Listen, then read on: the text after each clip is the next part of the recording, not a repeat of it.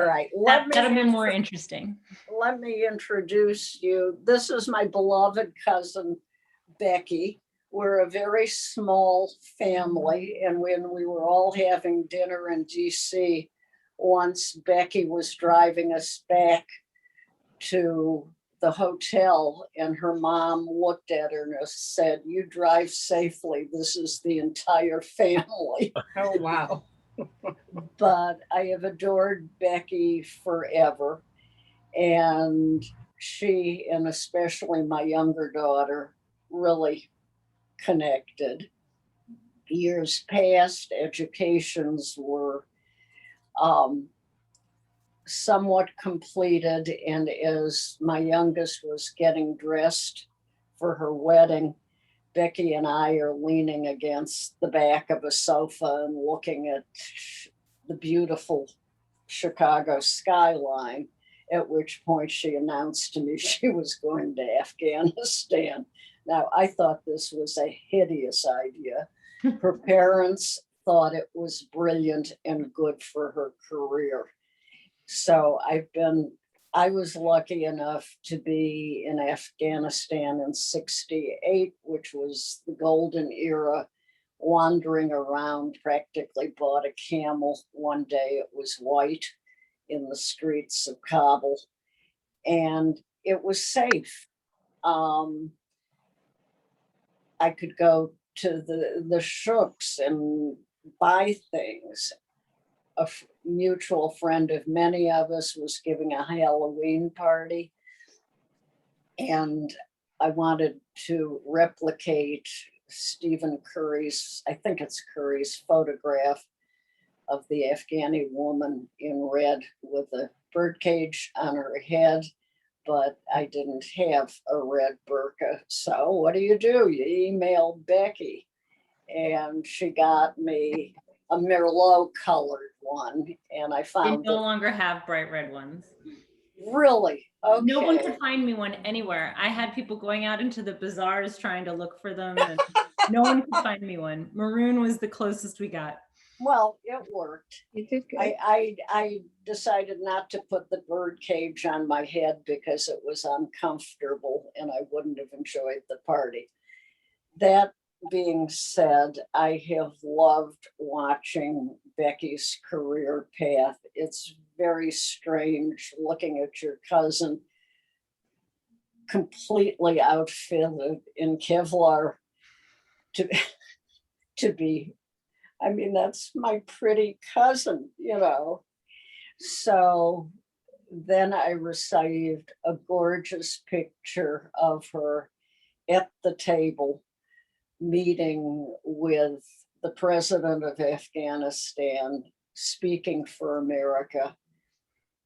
And pride doesn't do it justice. So let me introduce Becky, my cousin. Yay. Hi. Well, so first I'm going to apologize. Normally my Zoom background is not quite as grim as it is now. But as I was telling Barbara, I came back from a very fast trip to Kabul on Tuesday, moved houses on Wednesday, and have spent the weekend getting my boyfriend and his daughters ready for their move to move into the house. So nothing is up on the walls, nothing is unpacked. It's We'll come back. I had to run to his house and borrow a computer charger because I was worried I wasn't going to have enough power, and I couldn't find the cable anywhere. I've ripped through half my boxes looking for it, and I don't know where the power cord could have gone. So anyway, we're not in an ideal world today. I'm looking at all of your Zoom backgrounds, and they're just beautiful. Ours will get there.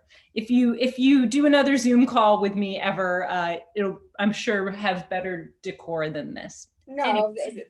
you stand out in front of this neutral background. Sure. But to add a little bit of visual interest, at some point I'm gonna share my screen, and I'll do just a very short slideshow of some photos of Afghanistan. I thought that would just be more interesting to look at than my gray walls. Um, the photos are kind of interesting, actually. It's not anywhere near my full photo collection from Afghanistan, and I'm not a professional photographer. Although there are a few photos that you'll see that are ones that the Marine combat camera took, because she was we were in Helmand in 2010, and it was her first time out, and she forgot to charge the batteries for her phone, and she not her phone, for her camera, and so she asked me if she could borrow my camera because it was the only like DSLR on the helicopter. And so I pushed it to her and I said, in return for which I get all the photos on the SD card when it's done. And she thought that was a good trade. So there are a few in there that are actual professional photos, but all taken with my camera. Not necessarily. But it's the specific collection is it's a group of photos I pulled recently because I want to put a whole bunch of photos of Afghanistan on the wall of my office. And I specifically want them to be not necessarily ones that fall into some of the tropes that I think people have about modern day Afghans. And so hopefully it accomplishes that. Hopefully when you see them, it looks somewhat similar to what you imagine Afghanistan and the military effort there looking like, and hopefully maybe a little bit different. So a little bit about me. So as Barbara said, that first time I went to Afghanistan, that was 2007. And I had no idea what I was doing. And my mom said, well, sweetheart, if you don't get yourself killed, I think it'll be one of the best things you've ever done. And she was tremendously reassured when I told her the base that I was going to be living on had a Dairy Queen, because she said if they can maintain frozen dairy there, it can't be that bad. But with every trip I did, my mom got more and more nervous, and less and less understanding of my bizarre need to keep going back to this place. But there you have it. So my intent today, so all told, is actually the number of trips that I have made to Afghanistan is at this point somewhere around 18.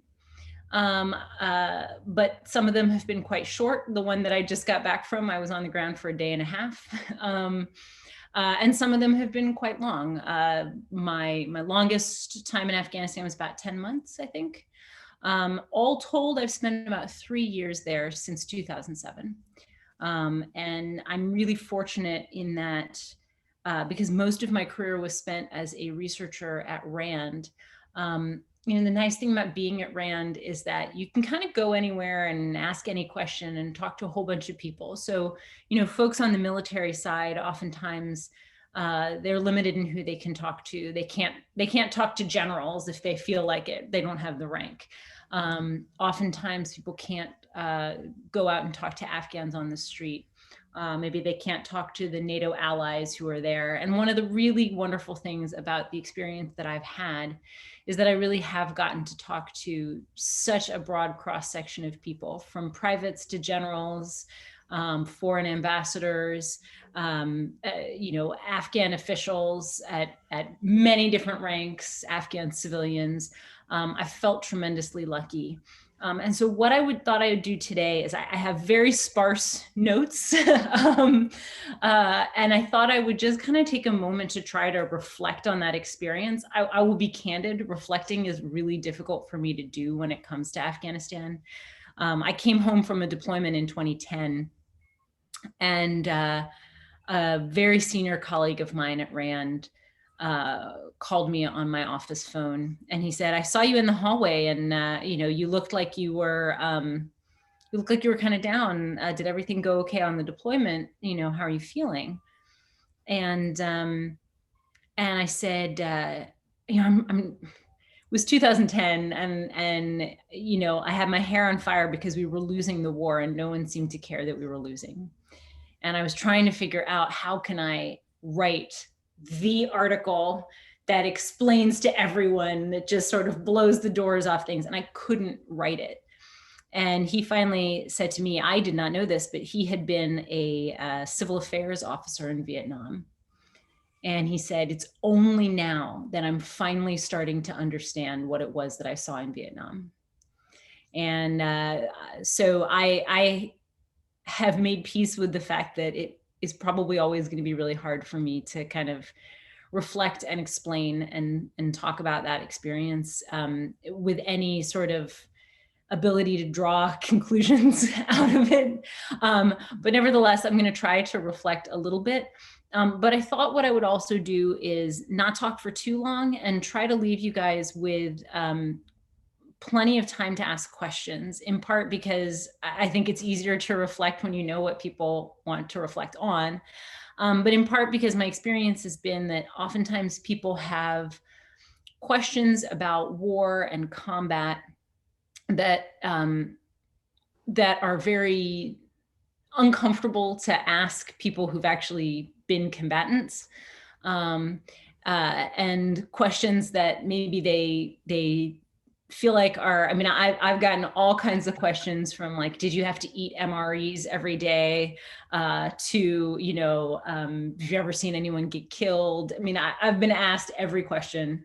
And so I thought it might be helpful to kind of open it up and just say any questions that you guys have, you know, you know, without regard to whether they feel like smart questions or comfortable questions. I would love for you guys to ask, and we can just have a very candid conversation about what this conflict is like and what it means and what its significance is. So with that, Becky, sorry, go ahead. One caveat, which, Yeah. Go ahead. Yeah, so because I am currently a defense official, and I'm a political appointee, I can't talk about current US administration policy toward Afghanistan. And I can't talk about sort of decisions that we're in the process of making. So I can talk about sort of what I think about what's happening, but I can't talk specifically about like policy decisions and the U.S. government's role kind of in things right now. So, but that said, if there's a question that you're burning to ask, go ahead and ask it, and I will figure out what I can and can't say.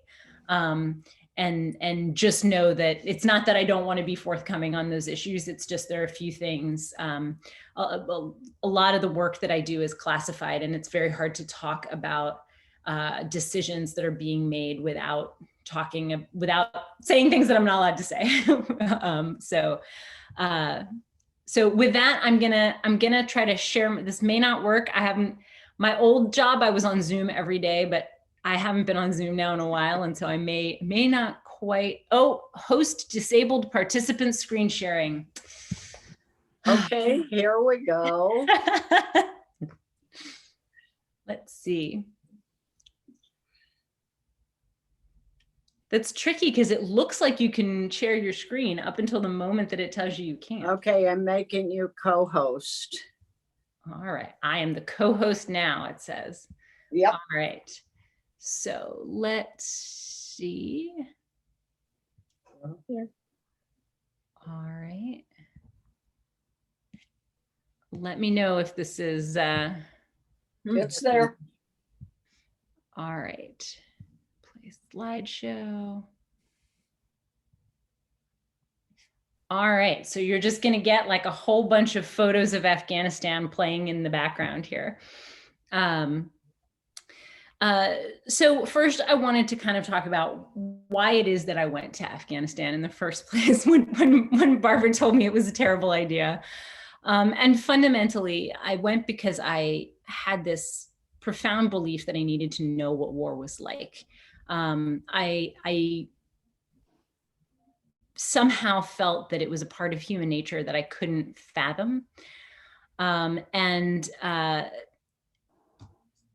You know, I had this idea that I could go and it would be a pretty simple matter to understand what war was and what it meant. I stayed and have continued to work on Afghanistan for well over a decade now, because I couldn't figure it out.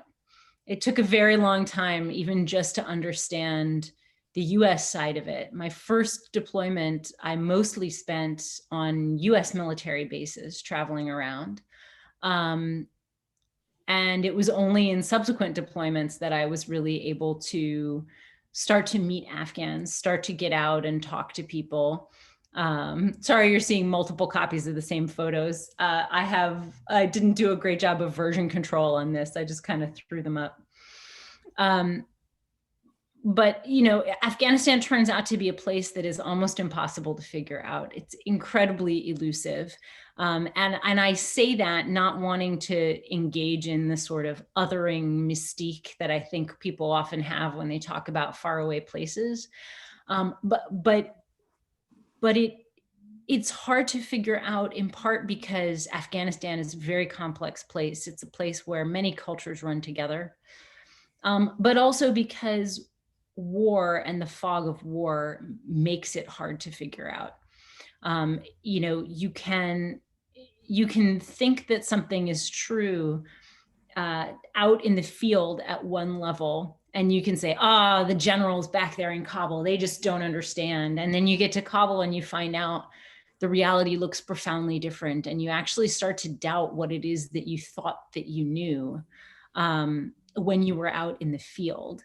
And I have struggled to try to figure out kind of how to articulate that and how to understand what's true. They always say truth is the first casualty in war.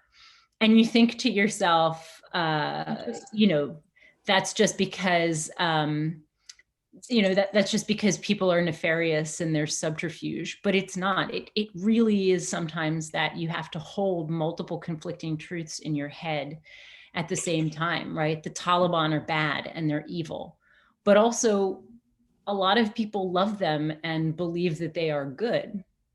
And both of those things can be true. And it's perplexing to try to figure that out. In terms of, I sort of thought I would try to break this up into kind of observations about the US military, observations about Afghanistan itself, and then observations about how I have been kind of changed by my time. I spent most of my time in Afghanistan working with the US Special Operations community. So kind of the toughest of the tough guys. And one of the things that I think you find that's kind of funny actually is their reputation may be that they're the toughest of the tough guys, but in reality, they're actually the ones who are most capable of holding on to all of their emotions while they are at war. One of the things that you find is that when you're over there, a lot of people have just kind of flattened their emotional lives. It's a coping mechanism. They're far away from their families. They're in unfamiliar and scary situations, and they may have to do things that are quite morally difficult.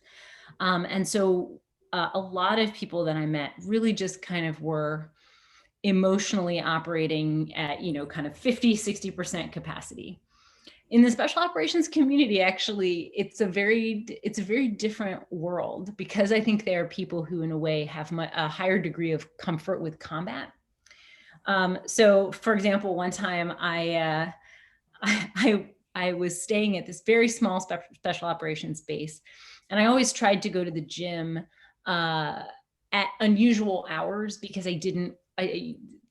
just being the only woman. You kind of want to not be like running on a treadmill and doing all these things when there's just a bunch of guys gawking around you. And so I thought after dinner would be the perfect time to go. But little did I know that for this Special Forces team, after dinner was the time that they all go to work out. And I go walking into this gym, and there's a Lady Gaga song playing on the speakers that someone had put on, and it was, I think it was Paparazzi. And and they're all just dancing, just, like just jumping around and dancing. And I walked in and it was like one of those record scratches in a movie, and everybody froze and just stared at me. And then about 3 of the guys just went like, and just went right back to dancing, and it's just, they were so much more whole people, which I found to be really interesting and really perplexing. There's a kind of a persistent myth that special forces don't experience post-traumatic stress disorder, but it turns out they do, and they do very profoundly. But I think they have a tendency to mask it to a much later point in the illness than do some others. And so it can be harder to detect. But I think part of it is, again, I think in some ways being more emotive makes them more resilient. But I think in other ways, they do have such, they have so much more exposure to combat than so many other soldiers, right? When you go there, one of the things you find is in your imagination, you would think that being at war is that you would have, everybody is in the trenches fighting all the time. And it's so not that, right? There are pay clerks who are just there to make sure that people are still getting their paychecks processed, and the accounting is done correctly. There are people there who are DFAC managers, cafeteria. The DFAC is the dining facility, who run the cafeteria, and that's their entire job. And so, you have the whole universe, the whole ecosystem of the military is transplanted into whatever conflict area they're in. And so, it's not the case that everyone there has these searing combat experiences. Everyone there is under stress because it's a combat environment. But I think it can be, there's a poster that people used to put up in different sort of buildings in Afghanistan, in team houses and whatnot. And it was a poster that had 2 halves. One half was, a guy in full battle rattle out there, getting shot at. And the other one is somebody, holding a plastic shopping bag and walking out of a coffee shop. And it says, Afghanistan experiences may vary. There's a lot of animosity with that. Today, in today's military, and I'll stop this from repeating itself again because you guys have seen enough of it. I'll stop the sharing here. But if you have any questions about any of the photographs, we can go back and look at them later, and I can tell you what they are. In Afghanistan, they would call somebody a pogue, a person other than grunt, which is their word for the people who are at these big headquarters running the cafeterias and so forth. They also call them FOBITs. A FOB is a forward operating base. And so a FOBIT is somebody who never leaves the FOB. So there are all kinds of sort of nicknames, and that's nothing unique to Afghanistan, right? In Vietnam, forgive me, they called them rear echelon motherfuckers. And in World War II, the Germans had a name for them too. They called them Etappenschweine, echelon pigs. And so, so animosity between the forward deployed and the rear guard is, I think, as old as war is. Just to keep us moving, I will move to talking about Afghanistan. I find oftentimes there are profound misconceptions when people talk about Afghanistan, which is, of course, true as it would be if you make any kind of generalization about any people anywhere, right? You can't say Afghans are this way, because Afghans are as many different ways as there are Afghans. And so, you know, I hear people say, well, Afghans are all corrupt.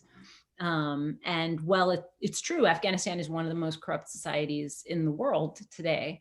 But that also, in many ways, I think, misstates the ways in which corruption works in Afghanistan, which is to say, much of it is systemic, much of it is caused by the coalition, but a lot of it has to do with how Afghanistan became a monetized society and what cash did to the social structures in Afghanistan, which was it took what had previously been sort of patronage-based society, and it made it a cash-driven society. And well, I'm not going to take you through the sort of anthropology and sociology of it. There's some great articles if you're ever curious. But essentially, Afghanistan lost a lot of its social structure in the 60s and 70s. There were some profound changes that happened when the economy, the farming economy, was collectivized and monetized. And then when the Soviets came in and murdered an untold number of tribal elders. We still don't know how many people were killed, but the estimates are staggering, right? They're in the hundreds of thousands. And so a lot of the social structure was destroyed. And as it was rebuilt in a war economy with a lot of illicit trafficking. The US then came in with more money than anyone had ever seen before, and an imperative to spend quickly, and not a lot of ability to oversee and control those funds. And so, the end result was, pouring money into an economy where no one had money. They didn't know how much it costs to build something. So, we would pay $50,000 to build a well, only to find out actually most wells can be built for about $500. Yeah. And so what happens when you dump that much money into the economy? Human nature, it makes it impossible to do anything but subvert that kind of money, that kind of effort. I think people talk about Afghans as being incredibly resilient and being survivors. That I do think is largely true. It's also important to remember that it's a place that I would say the entire country has post-traumatic stress. And I was actually talking about this recently with an Afghan American cultural advisor on this most recent trip.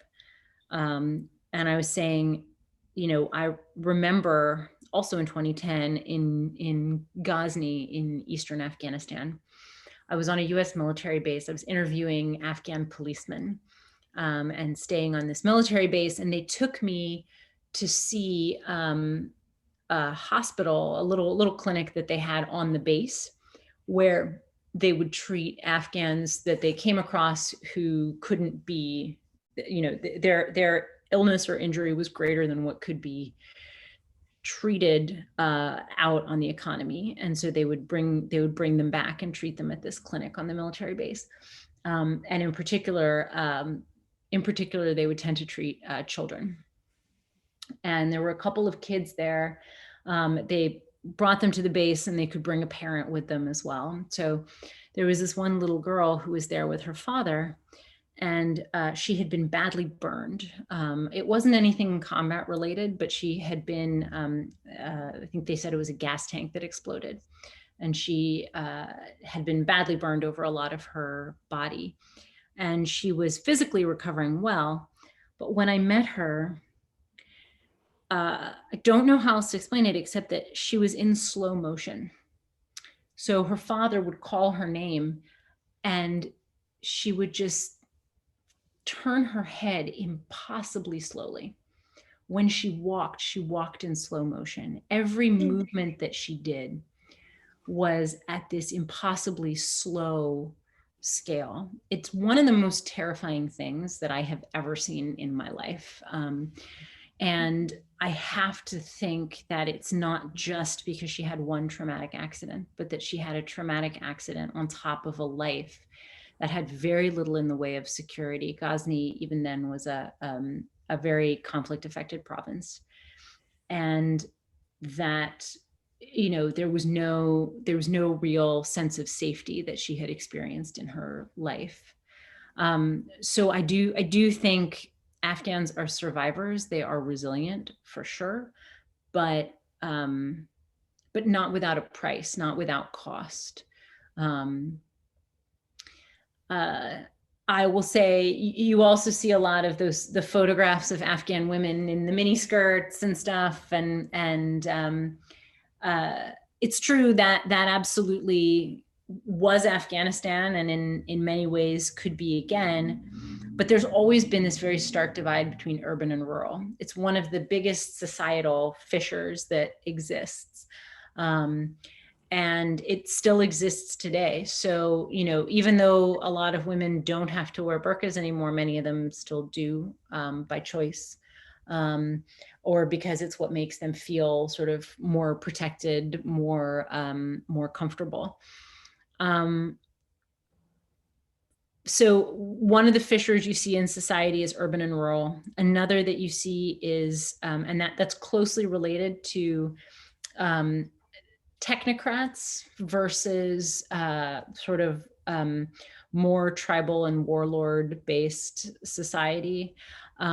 So a lot of the technocrats are what you would call detribalized. So if you ask them what tribe they're from, you know, they'd be like, well, technically I'm this, but really, who cares? And so it becomes very hard to characterize Afghan society you know, in any sort of easy way, because it does have these internal divides. You know, there are ethnic divides, to be sure, and they're getting worse now. The narrative of abandonment that is growing right now in Afghanistan, you know, it's abandonment by the international community, but the result is that each ethnic group is kind of protecting its own right now, its own assets. And that's meaning that people are kind of at each other's throats more. And different communities have different levels of ability to protect themselves. So the Hazara, the Shiite minority, have historically been very vulnerable. They're also very heavily, they're overrepresented in the national government, and as which they did as a protective mechanism, right? I mean, you know, going and joining the government is a way of investing in a future country that is the kind of country where they can live without fear. And so now, you know, there's this sort of dual whammy of they are already persecuted, and also they are now affiliated with a government that is unstable and facing tremendous challenges. So, you know, there are a number of groups that are increasingly volatile, and a number of vulnerabilities that are increasingly profound. I'll switch now to talk a little bit more about myself, which is not the most comfortable thing, but hey, so bear with me while I fidget. You know, it's funny, I went to Afghanistan as somebody who, you know, I think growing up, as many of us do, growing up, I always felt like I was someone who was kind of on the outside looking in.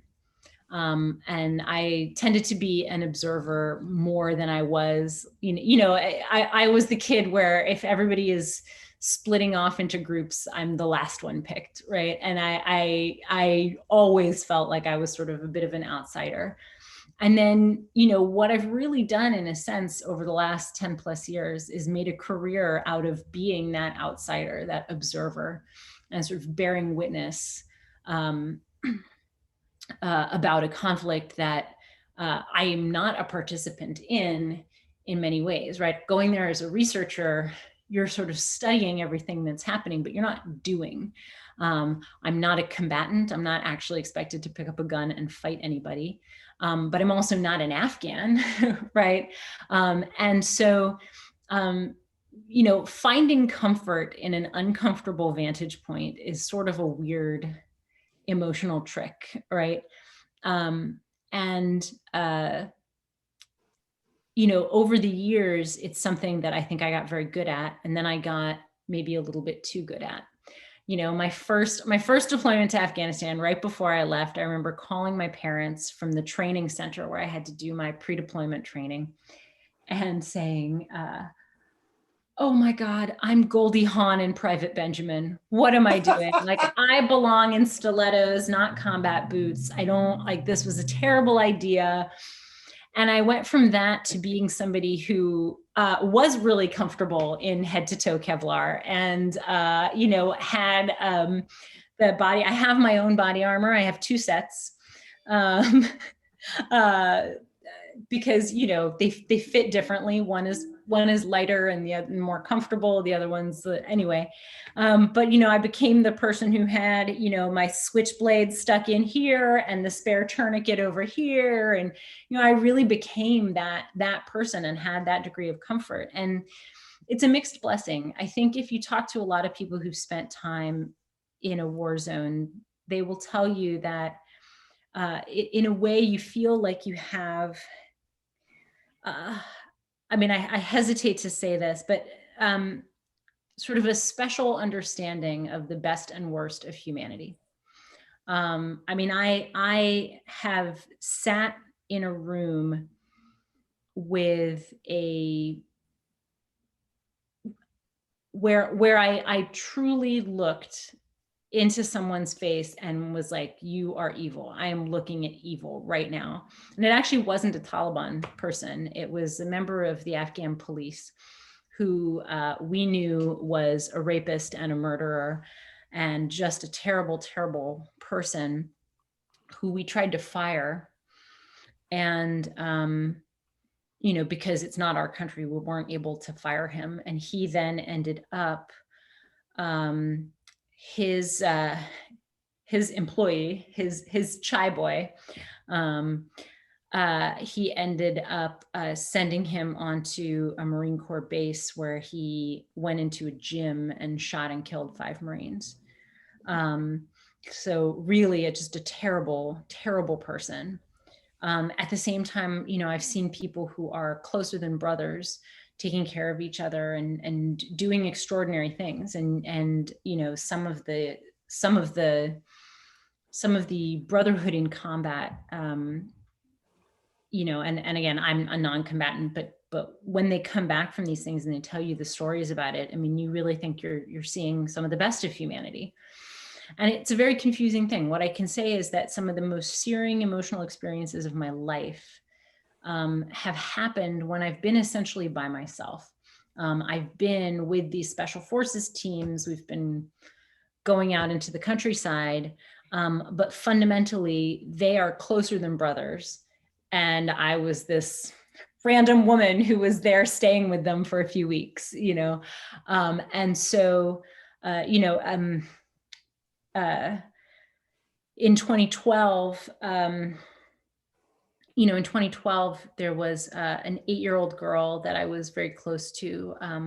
I was, at that point, Afghanistan was pretty safe, and I was living in a house in Kabul, and I could walk the short distance to my office. And I walked past this little girl and her friends every day, and we became friends. And they were the little kids who used to sell things to people who walked past in the green zone. So bracelets and scarves and things like that. And it was a place that a lot of Resolute Support, or in those days, ISAF soldiers used to go past. And so a 13-year-old suicide bomber came in trying to masquerade as one of the kids. And the kids knew that he didn't belong there, and they were trying to throw him off of their turf. And he, he self-detonated and ended up killing this little girl. And it was a really difficult, really, horrible and profound experience for me. If you're curious, I wrote an article about it. If you want, I'm happy to send the link. You can learn more about her. But I remember the first day they let us walk back past there again. I'm sorry if I'm sorry, I apologize in advance if this grosses you guys out, but I was walking with a couple of my colleagues to the office, and there was a spot in the street. I'm sorry, I should not. This is my apologies. There was still like a sticky pool of blood and some remnants of skin that were stuck there on the street. And I just stopped. I was just staring at it. And my colleague was like, "What?" And I'm like, "Well, it's like the remains of children." And he's like, "Yeah, I know, but we're late. Come on, let's go." And the profound sort of like loneliness in how you experience these incredibly difficult moments. And the same with incredibly good moments as well. You are always sort of a bit alone in the role that I was in. And it really is something that fundamentally reshaped me as a person, my emotional makeup and how I respond to things. I noticed at one point that I went from being someone where if something was bothering me, I would call up my best girlfriends and say, let's go sit and talk. And now I could really use someone to talk to. I went from being that person to being someone who processed everything solo, whose natural response if something was wrong was just to go inward into myself. And I came home and wound up after Parwana, the little girl, after she was killed, I wound up having panic attacks routinely when I got home. And I'll tell you, as a civilian who spent time in a war zone, it is very difficult to find a therapist. There's not a lot of programs out there. There's one now that will see civilians. At the time, I was living with someone who was my ex-boyfriend, who was a soldier. And so there was one program that agreed to see me as the cohabitant of a soldier. So they put me in the spousal program. And I went in and I was talking to this woman, and then we had a number of different sessions, and it was just not working. She just couldn't. I remember I was sitting there talking to her about something that was like really profound and about war and my experiences and why I was having panic attacks. And she's like, now tell me, what do you remember of your brother's experience with puberty? Because that's big stuff. And I was like, I'm not going to tell you how to do your job. But I don't think that's why I have panic attacks. And so finally, I was like, I don't think this is working. And she's like, yes, I think you need someone who specializes in combat trauma. And I was like, I think so too. But it was a long, I say that because I think it's always really important to talk about mental health generally, but to talk about one's own experience with it. I wound up for a while, I started a volunteer group where we were trying to advocate for mental health issues affecting civilians who deploy to war zones. So government officials, NGO workers, media. And I think we were able to sort of raise awareness of the issue here in Washington. But there are so many people who have these very profound experiences that then they come home and don't really know what to do with, don't know where to kind of put things. And so I'm kind of ending on a little bit of a whimper here of there's not like a big bringing it home. This is what it all means. This is but I think that's much more realistic for what the experience has been and what it continues to be, in that, now I am at a place where I've worked very, very hard to reclaim my life. My ex, who I was with for almost a decade, he also experienced a lot of post-traumatic stress. His deployments were to Iraq, not Afghanistan, but same, but different. And it turns out a relationship between two people who both have PTSD is not probably the best idea. It's not easy. And so, you know, I mean, it took a lot for me to, for me to actually stand up and say, I have to take care of myself, and taking care of myself means getting out of this relationship. Instead of, his PTSD was always much worse than mine. And so I was always trying to kind of help him get better. And in doing that, I think I was never able to move on from that moment of war, and it was just this ever-present thing in my life. And what's funny is, although I work on Afghanistan now, I had stopped working on Afghanistan for several years. And then it always drags you back in again. But no, I love the work that I'm able to do now. I'm able to actually talk about policy for Afghanistan and trying to figure out how to make the best of kind of the hand that we have dealt, and now are being dealt ourselves in turn. But it is, you know, it is still this big, confusing, perplexing thing that has defined my life more than any other thing in my life, honestly. And I know that it has done that for countless other people, Americans, Afghans, NATO allies. There are so many people that the tentacles of something like this, particularly as a 20-year long war, just stretch so far. You know, it's amazing. Every once in a while, I just try to think about what my life would have been if September 11th had never happened, what our collective lives would have been.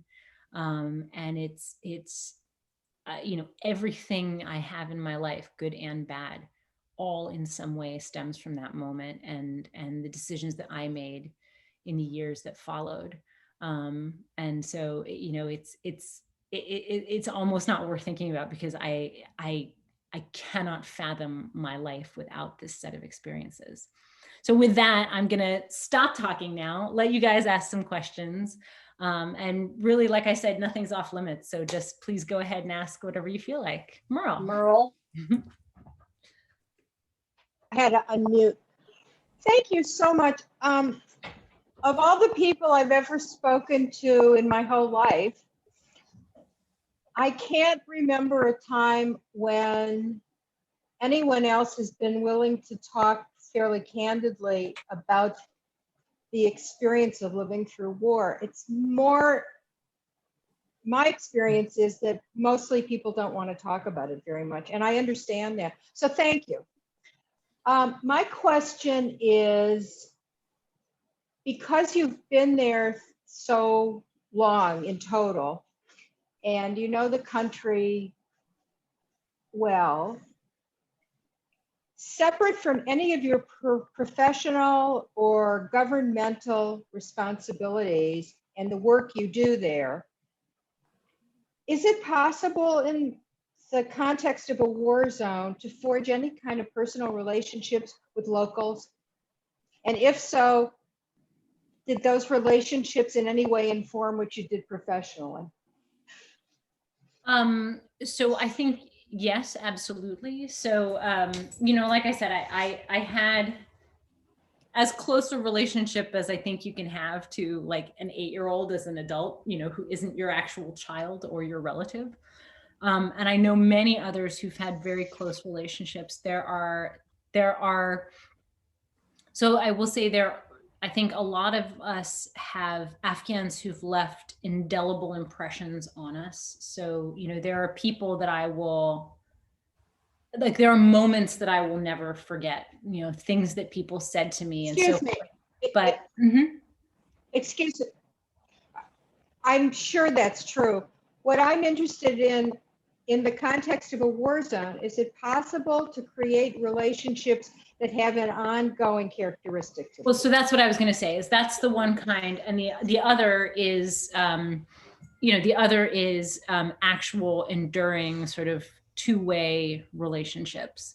Yeah. And absolutely. So, you know, the way in which modern warfare is fought, right? You're on these little bases, and you're not like living out on the economy, right? You get all your food supplied to you and so forth.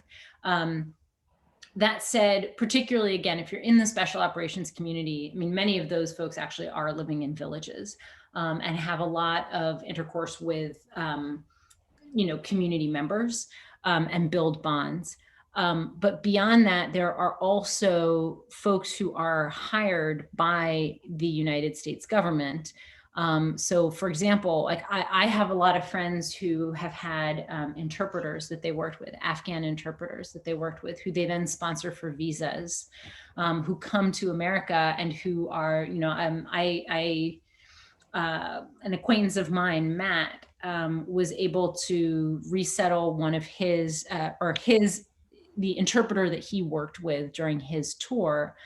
And he lives quite close to him and they're best friends. And they actually started an organization together, the two of them, that lobbies to get more interpreters to America. It's called No One Left Behind. And so that does happen. I don't think it happens as easily as it did, for example, in Vietnam. So in Vietnam, you had a lot of people who ended up marrying Vietnamese women, right? Soldiers who ended up marrying Vietnamese women, or they had Vietnamese girlfriends and so forth. That you don't really see anymore, because for a couple of reasons. Number one, I think the particular cultural mismatch between our society and the Afghans, and I think probably less so with Iraq, but enough. But I know nothing about Iraq. I try very hard to not be smart about Iraq because I'm always afraid of making false comparisons. So I think that the idea of sort of falling in love with a young Afghan girl, that's not a thing I've ever heard happen in all my time there. But there are some close friendships that are formed. And I definitely know people now who, a lot of us are worried about trying to get the people that we worked with, that we care about, people who are in the Afghan government or the security forces, making sure that they're safe if things go badly now. Because they are people who are close to us. Jack? Yep. Oh, sorry.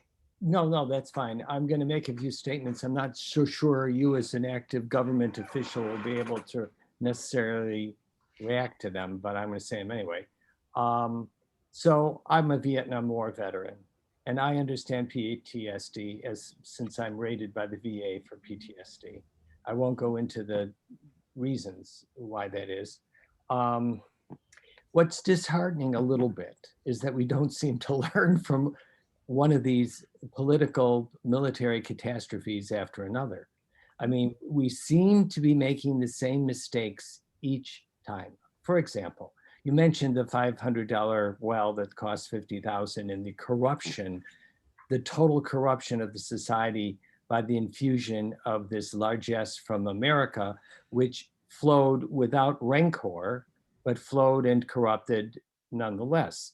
I'm sure, I don't know anything about Korea, but I would assume the same thing happened there. And it certainly was going on in Vietnam when I was there. The final kiss-off, we built a water filtration plant for the city of Saigon, now called Ho Chi Minh City, which couldn't be connected to the local pipes because they were unable to handle the load of the water, et cetera, et cetera, et cetera, et cetera, et cetera. So this is very, very difficult for me to understand when we have such smart people in our government, which we do, you being one of them, but this wasn't, I'm not blaming this on you personally. Oh, no. Way, way, way, way back. But it continues to happen. We go into Iraq and we displace a government, a fully functioning government, and we don't have any idea of how to collect the garbage or provide medical care. And they would have learned that lesson from Germany in the Second World War when they had to denazify a whole bunch of officials and get them in their jobs to run the country. On and on and on and on and on. And that's very sad for me to see this. Now, when I was in Vietnam, I didn't quite understand this. I was a very young person, and therefore age does have a way of making you smarter, I think, or wisdom does tend to accumulate. But the grown-ups were in charge of all this, and they were in charge of all this during our previous things. That a good portion, and I don't know what the number is, of the population there might support the Taliban because they believe in their cultural programs. They may not necessarily agree with their methodology, but think about the United States under the previous administration. Now, I'm not going to, again, suggest that you start saying anything about this, but there is a good portion of our population that believe in, when it comes down to it, anti-democratic and anti-constitutional processes, because the people that they support their cultural ethos. And this is happening in the United States. Well, are we to be surprised that this is happening in Afghanistan? The answer is no. And as we can't seem to solve this problem in our own country, how we're going to solve this problem in a foreign country is beyond belief. I am also of the opinion, and I understand the reason that we don't see a lot of intermarriage or, Afghani brides being brought home by Americans. They belong to a religion that is strict when it comes to marriage of non-believers, or even even believers of different sects. We didn't get that impression in Vietnam. I'm sure that these people had religious practices, but it never seemed to interfere with interpersonal relationships, even on a very intimate level. So anyway, those are my observations. I appreciate that people like you are in government and do the best you can, but it's a deck that is very difficult to deal with. Yes, I would say I wholeheartedly agree. And actually, a lot of that was related to the subject of my failed PhD dissertation, which was this sort of, why can't we learn? And I ended up concluding that it was, our sort of bureaucratic culture, our organizational culture. There's a wonderful quote from a book about Vietnam by someone named Brian Jenkins. The book is called The Unchangeable War. And in it, he quotes an unnamed senior officer who'd served in Vietnam, who said, I refuse to allow my army, its traditions, its doctrine, and its institution to be destroyed just to win this lousy war. There are certain things that persist in how we do things that we find very difficult to change, even when presented with just obvious evidence that it's not working, which I think has been true for most of the time we've been in Afghanistan. I think was also true in Vietnam. There's a wonderful book about Vietnam called War Comes to Long An by Jeffrey Race that talks about how America really never understood what the war was about. I mean, and this is part of what for me was what I was trying to write in my dissertation, that many of the soldiers who are out there at the individual level who are talking to Afghans every day, they understand what the war is about. But I think at a national level, at the policy making level, it was very difficult for us to really understand what the war was about. And I think we sort of believed our own PR in many ways about why Afghans were fighting, why we were fighting, while on the ground, the realities were much less clear. And it was much more, when somebody said they would fight to the death for the Taliban, much of it is, as you said, it's cultural reasons, but it's also things like, for example, the Afghan government is trying to, is trying to take their land or their water rights in order to centralize it in some scheme that they don't really see a benefit in. Whereas the Taliban have said, we would never do that. We'd never do that to you. That's your water, that's your land. And, you find a bunch of, one of the things that the Taliban have always done very well is justice. The justice system in Afghanistan is corrupt and dysfunctional. It's often said to be the most corrupt institution in Afghanistan, and that is saying something. Whereas the Taliban have always had religious judges who would be circuit riders, who would come out to your village and weigh in on decisions. He accidentally killed my goat. How is he ever going to make it up to me? Well, the Quran says this. And they were able to provide justice, not necessarily, I mean, a lot of their justice was brutal, but they were able to provide justice in a place that was crying out for it. And the Afghan government, and certainly the United States, was never able to do that for them. And so a lot of things looked like they were Taliban versus government struggles, but when you actually zoomed in on them, they were about completely different things. Last, to the religious component of it, I do think that is true. I think sort of similar to Judaism. You do see intermarriage after conversion. Where someone would convert to Islam in order to marry in. But I just think no one would ever have been able to get to that point, because you just didn't have that level of interaction between young men of marrying age and young women of marrying age between the two cultures. The women by and large were profoundly cloistered, and even the ones who aren't, because I don't want to stereotype Afghan women. I mean, I know a lot of Afghan women who are business owners, who have college degrees, who are, amazingly fashionable dressers, and I'm jealous of their clothes. And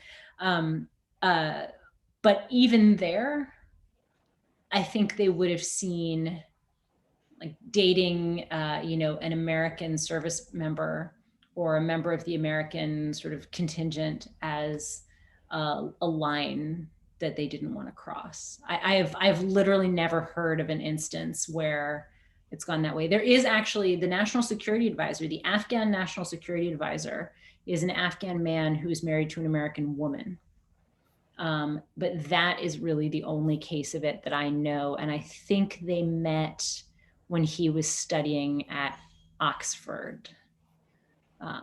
So it's a really different, it's similar but different. Anyway.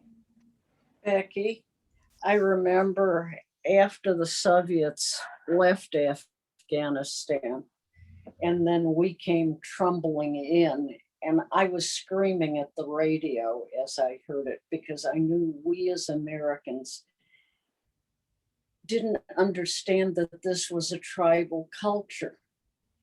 And you had all the various tribal allegiances and loyalties, and that we as Americans didn't get it and didn't know how to operate within that. Has that changed at all? Our ability to operate in that system has gotten better. And when Petraeus was commander, I have no love lost for Petraeus. He would have his morning update briefings, and they'd brief him by saying, "Oh, sir, in this district, in this province, there was a, gunfight about blah, blah, blah." And he would cut them off and he'd say, "Now, the thing you have to understand here is that, for generations, this little sub-tribe has been fighting this little sub-tribe." And it was just, he had a mastery of the detail far greater than what a 4-star general should appropriately have been at, candidly. Like, he did not have the ability to delegate anything. And I don't think he ever really understood it with gut feel. He had just memorized a lot of things about it. Mm-hmm. But I know people who have served as part of the US military effort who have an unbelievable, profound understanding of these things. Now, again, understanding that at the individual level versus being able to act with that reason at the national level, at the policy level, two very different things. I don't think we were ever able to do that. In part, one of the things that we did was we the Afghans would sometimes say to us, particularly in the early days, just tell us what you want. Like, what is the government you're trying to build? Do you want to empower this clan, this sub-tribe? Like, what are you looking to do? And the Americans would always say, well, that's not for us to decide. This is your country. You tell us who should be in charge. And it was always, I think, very confusing to a lot of Afghans who were like, then why did you occupy us if you didn't want to tell us who was going to run the country? And part of the trouble that we ended up getting into is, I can remember in 2010, I helped to stand up this program called Village Stability Operations, where special forces were working out in these villages trying to do what was ultimately a governance program. And I remember one of the early teams in the Arghandab district in the south, in Kandahar, and they were saying, they said, once we started to talk to the villagers, we found that their existing shura, their tribal council, was a whole bunch of venal elders. They were just corrupt and they were in it for themselves, and the people were unhappy with them, and they weren't really, what they were supposed to be, which was elders making decisions for the good of the village. And so America. Sorry? Sounds like America. Right. So this special forces team did their best to understand the problem, and they ended up coming up with a shura that was supported by the villagers and, looked like it had legitimacy, and they were able to kind of make some good decisions. And then that special forces team left, and the next team came in and took over. And the very first thing I heard from that team was, oh God, these villagers are telling us that the last special forces team empowered the wrong elders, and these are bad guys. And, we need to put in a whole different set of elders that are the right elders. And I remember thinking to myself, this village could have probably been peaceful under either constellation of elders. But it's the churn in between and the fact that we really don't seem to understand kind of how all the pieces fit together that meant that this village was just going to be an unending, we were never going to help them to find their footing, because we were always clearly, listening to one group, and then the malcontents would wait for the next team to come in, and then they would say, and then the first group becomes the malcontents, and then the next, and so every time a new team came in, the shape of the government would flip, which didn't actually ever resolve anything. So I've lost the thread of the question here, I think, but yeah, you asked if we understood any of the tribal aspects. So yeah, so the other piece that I wanted to say is that I do think that there are, I think that at least today, tribe is an important piece, but it's not the only piece in terms of trying to understand why things happen. I used to teach a class on Afghanistan to deploying soldiers. And one of the things when we would talk about tribe, I would say, you have to think of it like a soap opera, right? If you watch one episode of a soap opera, you will be able to understand what's happening in that episode. And you might have some idea of what's going to happen next. But if you've been watching that soap opera for 20 years, you will have a much deeper understanding of what's happening in that episode, and you will have a much stronger ability to predict what's going to happen next. So, in the moment, an individual will usually do the best thing, the smartest choice according to their logical framework for what's going to happen. But the more you can understand about how those logical frames are put together, the more you can understand about the history and what's been done before, the better you'll be able to understand what's going to happen next.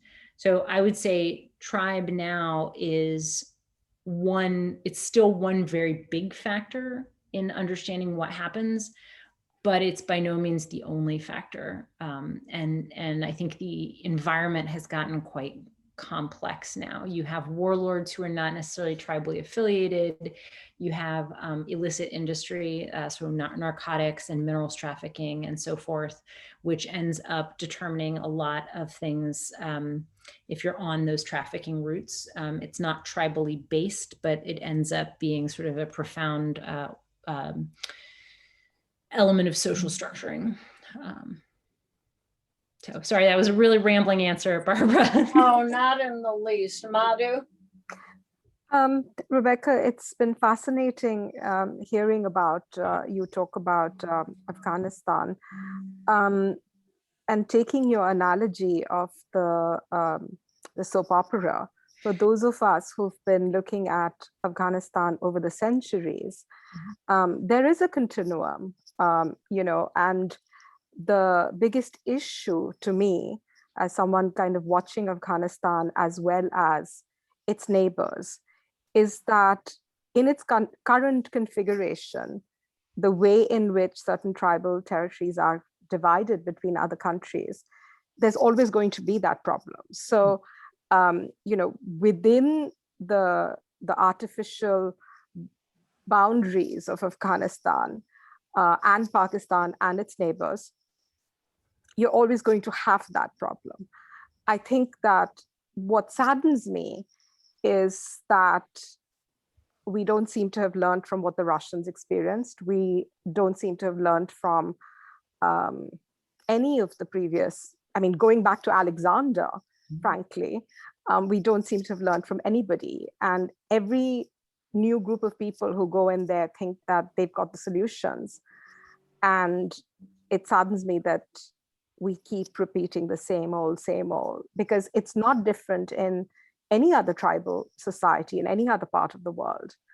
But anyway, the question that I was kind of wanting to ask you is that the thing that has puzzled me the most about these last 20 years of the US being in Afghanistan is how little the rest of the population here understand about Afghanistan. And when so much money is being spent there, why hasn't there been more of a tiny amount of money been spent on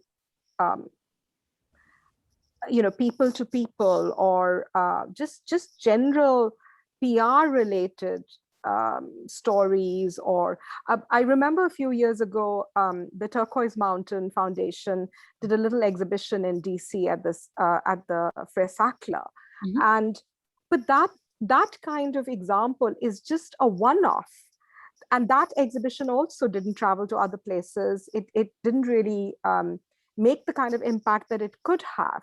And I have not understood this spending so much militarily and yet not spending a teeny bit of money on general kind of educating Americans about this place. Why, and as someone who kind of works from the State Department side of things, can you help me understand that? So honestly, I don't think that they thought that they had to. I don't think America ever really demanded an accounting of what we were doing in Afghanistan, nor in Iraq, right? And the people who were in favor. So first of all, the war in Afghanistan, unlike the war in Iraq, began and continued for a very long time with very high levels of popular support, right? This was we knew that this was where we'd been attacked from on September 11th, and most of America said, yeah, we got to get in there and do something about it. And so they didn't really care that much about what we were doing or, kind of how things were evolving. And I think then when it became clear that we were doing something more there than just going and, trying to get Osama bin Laden, and that we were actually doing what amounted to nation building. I think honestly, as costly as it was, the toll was never high enough for most Americans to decide to care. And it was one of the things when I would come home from deployments and I would be, just hair on fire, upset about this. And I would go to the grocery store and it was like, no one cares. No one knows what we're doing there. Nobody. And, but because they didn't oppose it, so it wasn't like, there wasn't this sort of, Vietnam level opposition to the war. I just don't think they ever had to do that. And it is sad. I mean, even, I told you my mom, as I kept going back to Afghanistan, was increasingly unhappy that I was going. And one of the ways in which I was able to build a bridge to my parents to help them kind of understand why Afghanistan was so important to me was, honestly, I started taking them to Afghan restaurants and introducing them to the food. And now my entire family, by the way, loves Afghan food. And they're getting pretty good at knowing what I'm ordering for them. So, I get requests for specific things now if I order. And then the other was sort of similar to the Turquoise Mountain exhibit. There's a wonderful Afghan-American designer,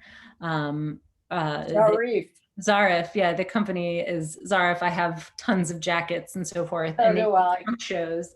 And there was a trunk show in DC and I took my mom to it. And, she was able to sort of touch the handicrafts and the culture. And, I've brought back carpets for the family and everything. And so it has helped, I think, to build a bridge for my family. I think it could have done the same elsewhere. But you just don't see, I don't think that America ever felt that there was a need to do that. I don't think the government ever believed that support was tenuous enough that they needed to shore it up in any way. Shama? Hi, it's a fascinating topic. And you can confirm with Barbara, if you would please send those articles you mentioned, the one, please. And then the articles about cash and patronage. I promise you I'll read every word. Question for you. Are you sitting cross-legged? I am, yeah. That's one of the first things I noticed. And I thought that maybe those are the small things you pick up when you live there, because not everybody Western sits cross-legged. I found that very interesting. Oh, so no, it's more, I think, probably that I was a ballerina for 20 years. Because I always notice that Diane sits like Indian style with the hand on her elbow. I love right. So sometimes a cultural thing. So small things. I don't know much about the. You said you don't deal with Iraq, which is fine. But I met a man in some work that I had done. He was a general in Iraq, and one of the things that he had pointed out to me, and I was very stunned. He said later he appreciated the carpets and the tents where he used to have these meetings. While he was there, he never noticed them. When he came back, he's very interested and he wished he had spent time when he was there to learn about it, because he was surrounded by culture he didn't appreciate. And he profoundly loves poetry now. Things like Ibn Arabi, those are not common name Rumi names. This is a brigadier general, and he found deep resonance with that culture. So one thing that I thought was very interesting, on the other end, and this kind of touches upon what Madhu was said, there's, I promise you, 25 little 8-year-olds at Chicago who really admire Afghanistan, because they have learned that all the paintings that they see from the Renaissance, Titian, Vermeer, all of them, the blue comes from Afghanistan, Badakhshan area. So there are 8 little children. If you ever need to send a picture to somebody in your end of the world who says, no, I mean this in a very simple way, there's no cost. Children there, if they ever want to see, I'll send the picture to you. 25 little children who's fascinated in this mountain, that all the stuff that they see in the picture, I think it might be very nice for children in Afghanistan to realize there's 25 little children in a different part of the world who think the world, that so much beauty comes from Afghanistan. I think it's fascinating. It was really nice hearing, and I hope you come back. I loved it. Thank you. But that area is now very badly impacted with all this illegal trade and the illegal mining, and the Buddhist sites there are all being desecrated. I mean, it's actually because of the value that is being given in the outside world of all the things coming out of Afghanistan that is making the situation worse. I mean, and it's China stirring the pot in there. So I mean, it's too frightening what's happening up in the north. Yeah, and almost all lapis right now is illicit.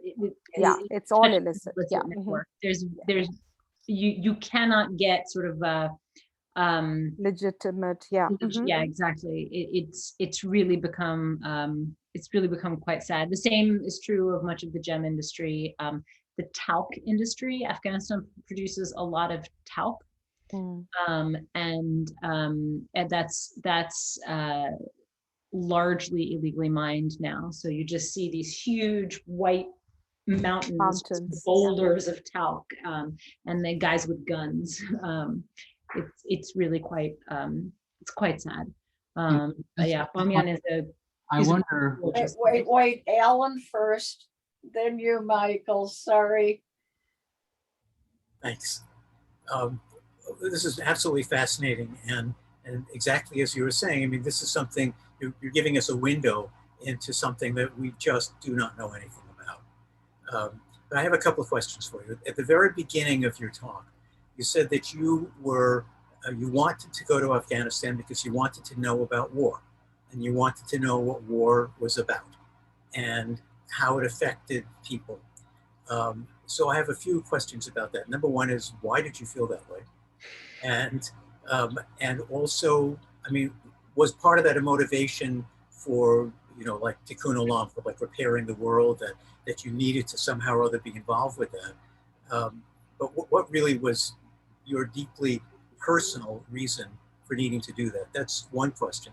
And then the second question is, now 10 years later, what did you learn?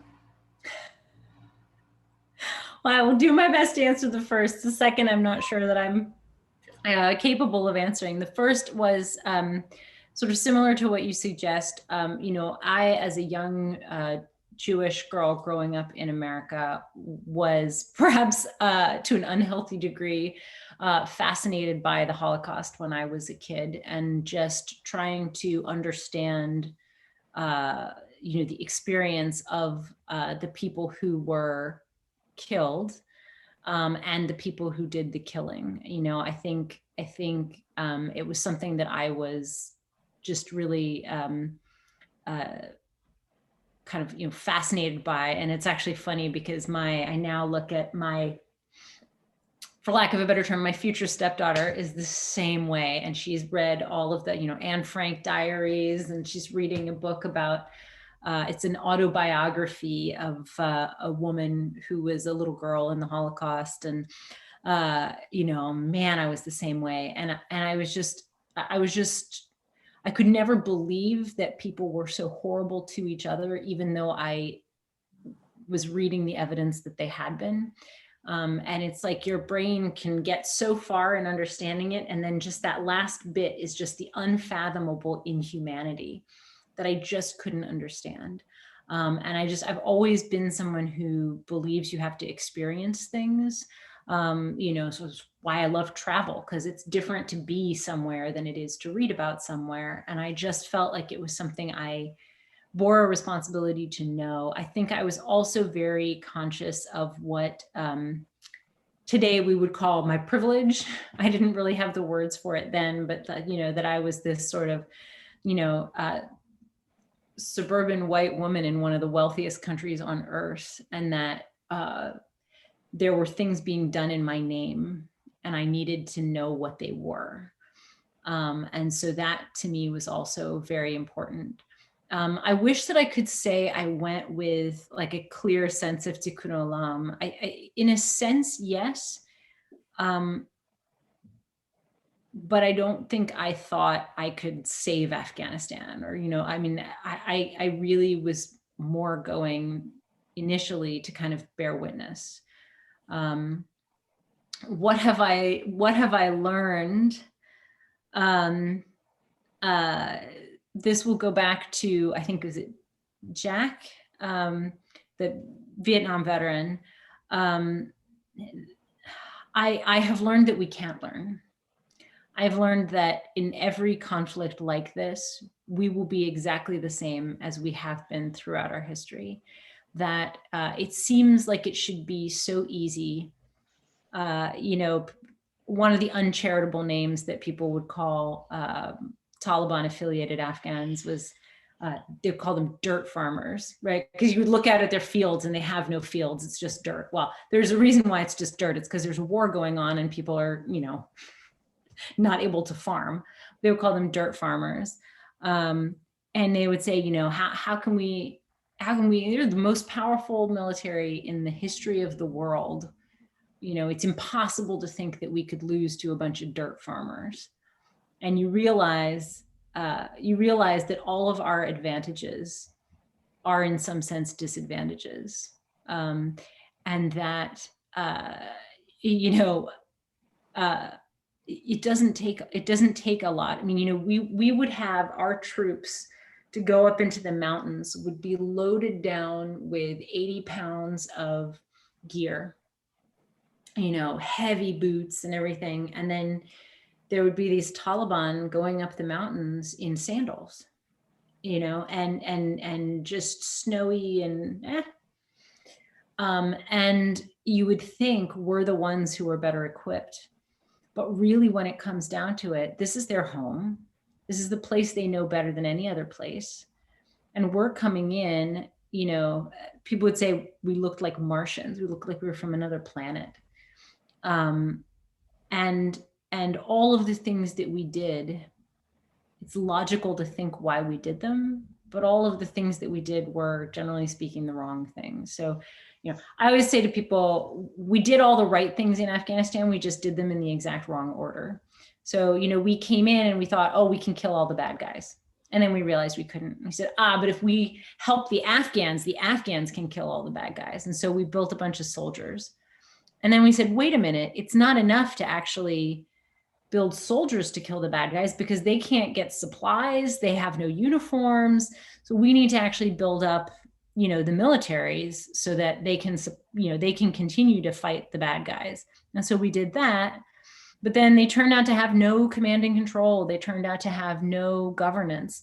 And so eventually we realized, oh, wait, this is actually about governance and rule of law. And we have to build a police force and we have to build you know, ministries that can actually make decisions on their own as an independent country. And by the time we figured out all the things that we would have needed to do, the problem had gone so far beyond our control that there was really no way for us to bring it back. So I'm afraid what I've learned is not very positive. At the same time, I don't know, what I want to say is that regardless of what we do, Afghanistan will be okay. And it will in the very long run, right? And in the very long run, everything goes to dust, right? And empires rise and fall. Unfortunately, I think Afghanistan has some very dark days ahead of it. But I think those days have always been there. It would have been nice if we could have avoided the worst scenarios for them. But I don't think it was ever really in our power to fix Afghanistan, mainly because again, similar to the book I was talking about before, War Comes to Long An, we didn't really understand the conflict there. We thought it was like the Afghan government versus the Taliban, but actually it was all the Mujahideen groups that were in this frozen multi-party civil war. And the Taliban was just one piece of that. And so, yeah, so I'm not sure I've learned anything very useful except to say that we will never be able to do this kind of fighting. But let me just clarify something. I wasn't really talking about it from a policy point of view. I was talking about it more from a personal point of view. What if? Oh, from a personal point of view. You started out by saying you had a need to go to bear witness. You had a personal reason to feel that you needed to do this. So what I'm asking is not about the policy or about the state of the country, but the state of you. Oh, the state of me. Again, It's so hard because I can't imagine the counterfactual. I have learned that I can be much more commanding and authoritative than I had previously ever thought that I could be. I can be much tougher. But at the same time, what took me a long time to realize is that I don't want to be. And so I have become sort of a crusader for retaining your full set of emotions while you do this work. And if I evangelize anything to people in my own community, that's what I do.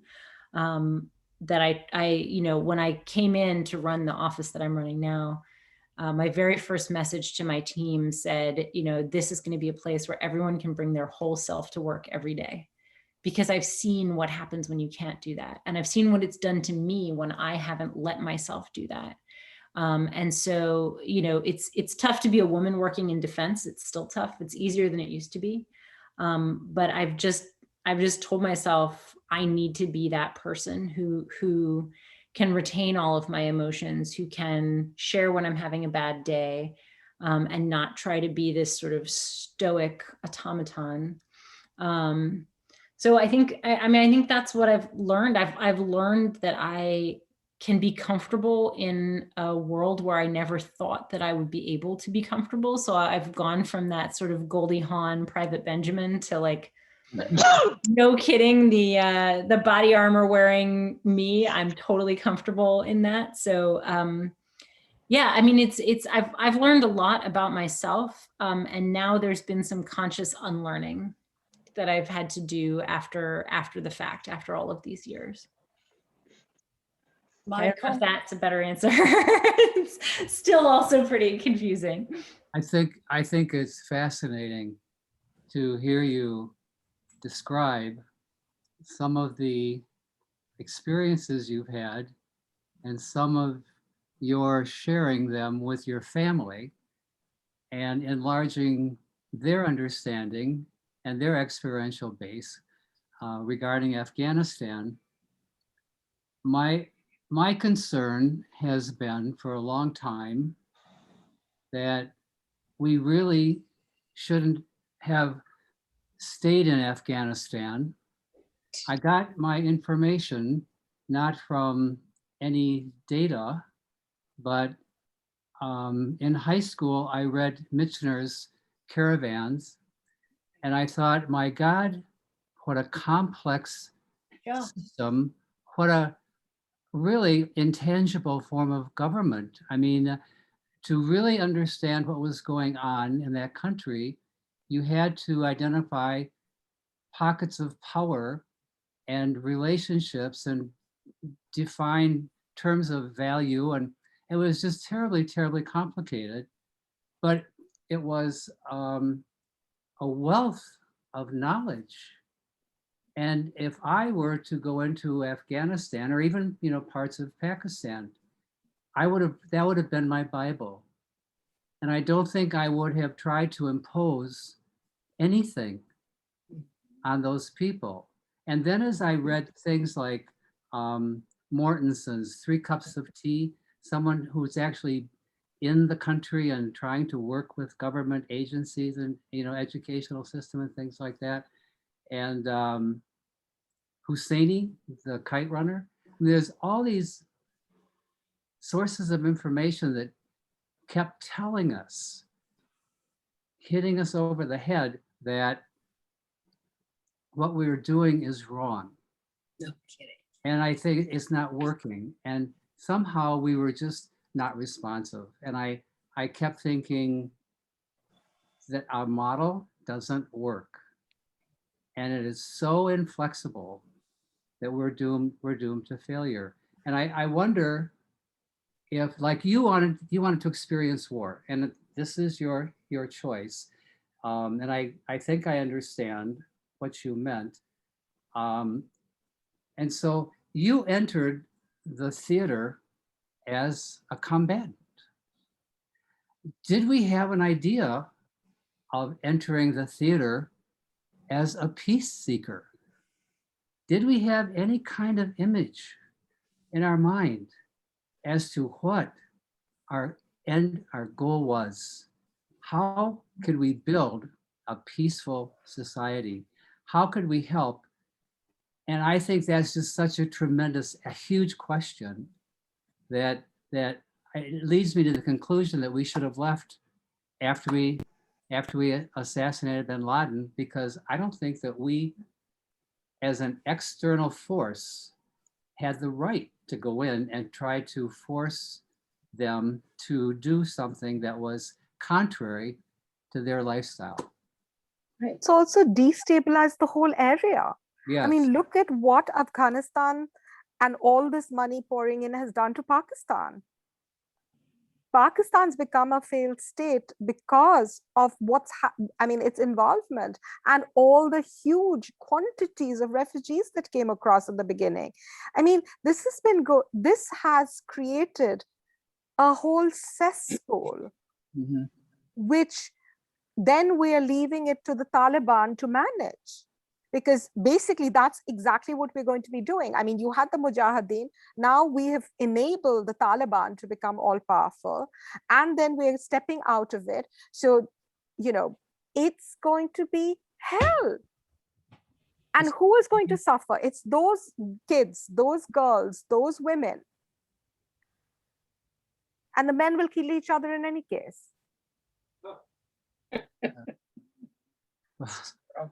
I mean, tell me what we have achieved in 20 years. We killed one Osama, but how many more Osamas are there now? I agree with you, but I would like to hear Rebecca respond to my question about going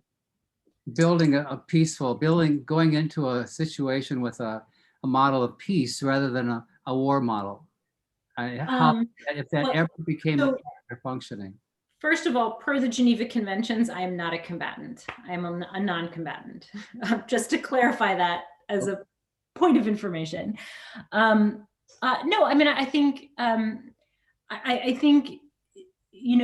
you are correct, and I think it tracks with much of what I've said, that we were never in a position to really be able to do to do good in the way that I think we thought that we were in Afghanistan, right? I mean, certainly there was the period of nation building where we had this belief that we would be able to build this peaceful society and that the Taliban were the problem. And, but I think that was a profound misconception, right? I mean, that's never been the case. I think, so first of all, that's not what we went to Afghanistan to do. But what happened was we went to Afghanistan to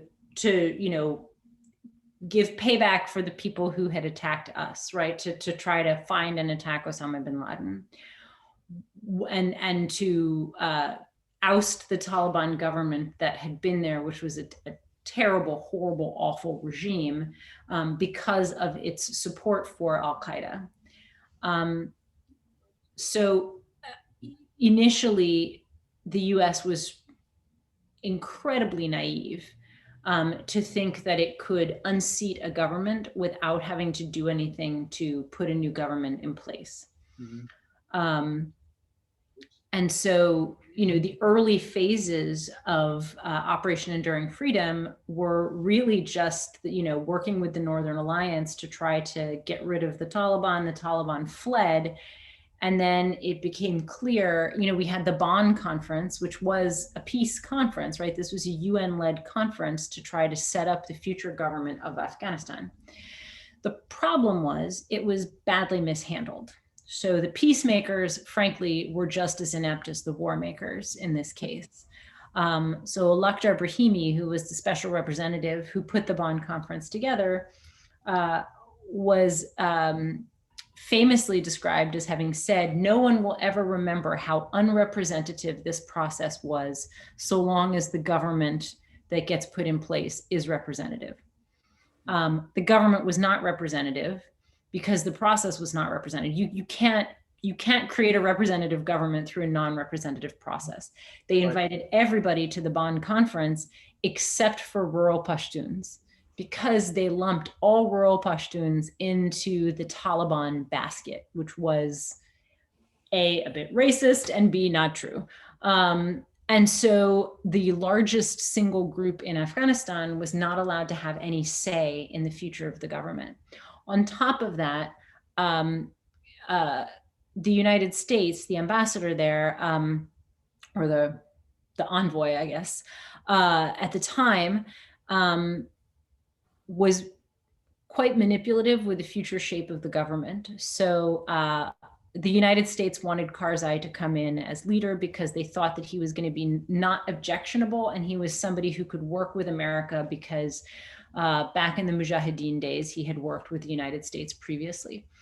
But you had the former royalist government, where the king in exile wanted to come back and be king. And the envoy went to the king and said, you're not gonna put yourself forward as president. And before the king could decide, he went out, the envoy went out and gave a press conference in which he spoke for the king and said he won't run. So we were tremendously manipulative with the government. And then kind of the next thing that happened was we worked with Ashraf Ghani well before he was the president of Afghanistan, back when he was a World Bank official who came in. Ashraf Ghani was the person who sort of came up with what the civil service and the development plan, the international development plan for Afghanistan should look like. And the government that he wanted to build was this very modern, very Western facing, lean bureaucracy that was supposed to be very, very functional. Unfortunately, the constitution that government was put under was basically the old royalist constitution. It was a constitution for a constitutional monarch, that, where essentially the president was almost a despot, right? The president of Afghanistan appoints every government position in Afghanistan down to the district level. The constitution was set up with a single non-transferable vote system, which basically meant that you're voting for a person and not for a political party. And so it became who is the most charismatic, who is giving the most in gifts to people, not who has the best policy platform. It meant that Afghans could never really band together and get to a level of policy over personality. And then, as if that wasn't enough, they had an unworkable constitution, a government that was really more fit for a first world country. And then on top of that, the envoy then went around the country trying to recruit all of the warlords to join the government, which to support the government would have been fine, but taking a warlord like Ismail Khan and bringing him into the government had the effect of subverting any attempt to actually build that nascent bureaucracy that Ashraf Ghani had designed. So this is all a very long explanation, but is by way of saying the peacemakers suck just as badly as the war makers in this one. The military side of it never saw it as anything but let's fight our way to peace. But the peacemakers did not understand that they had to be representative, that they had to be inclusive.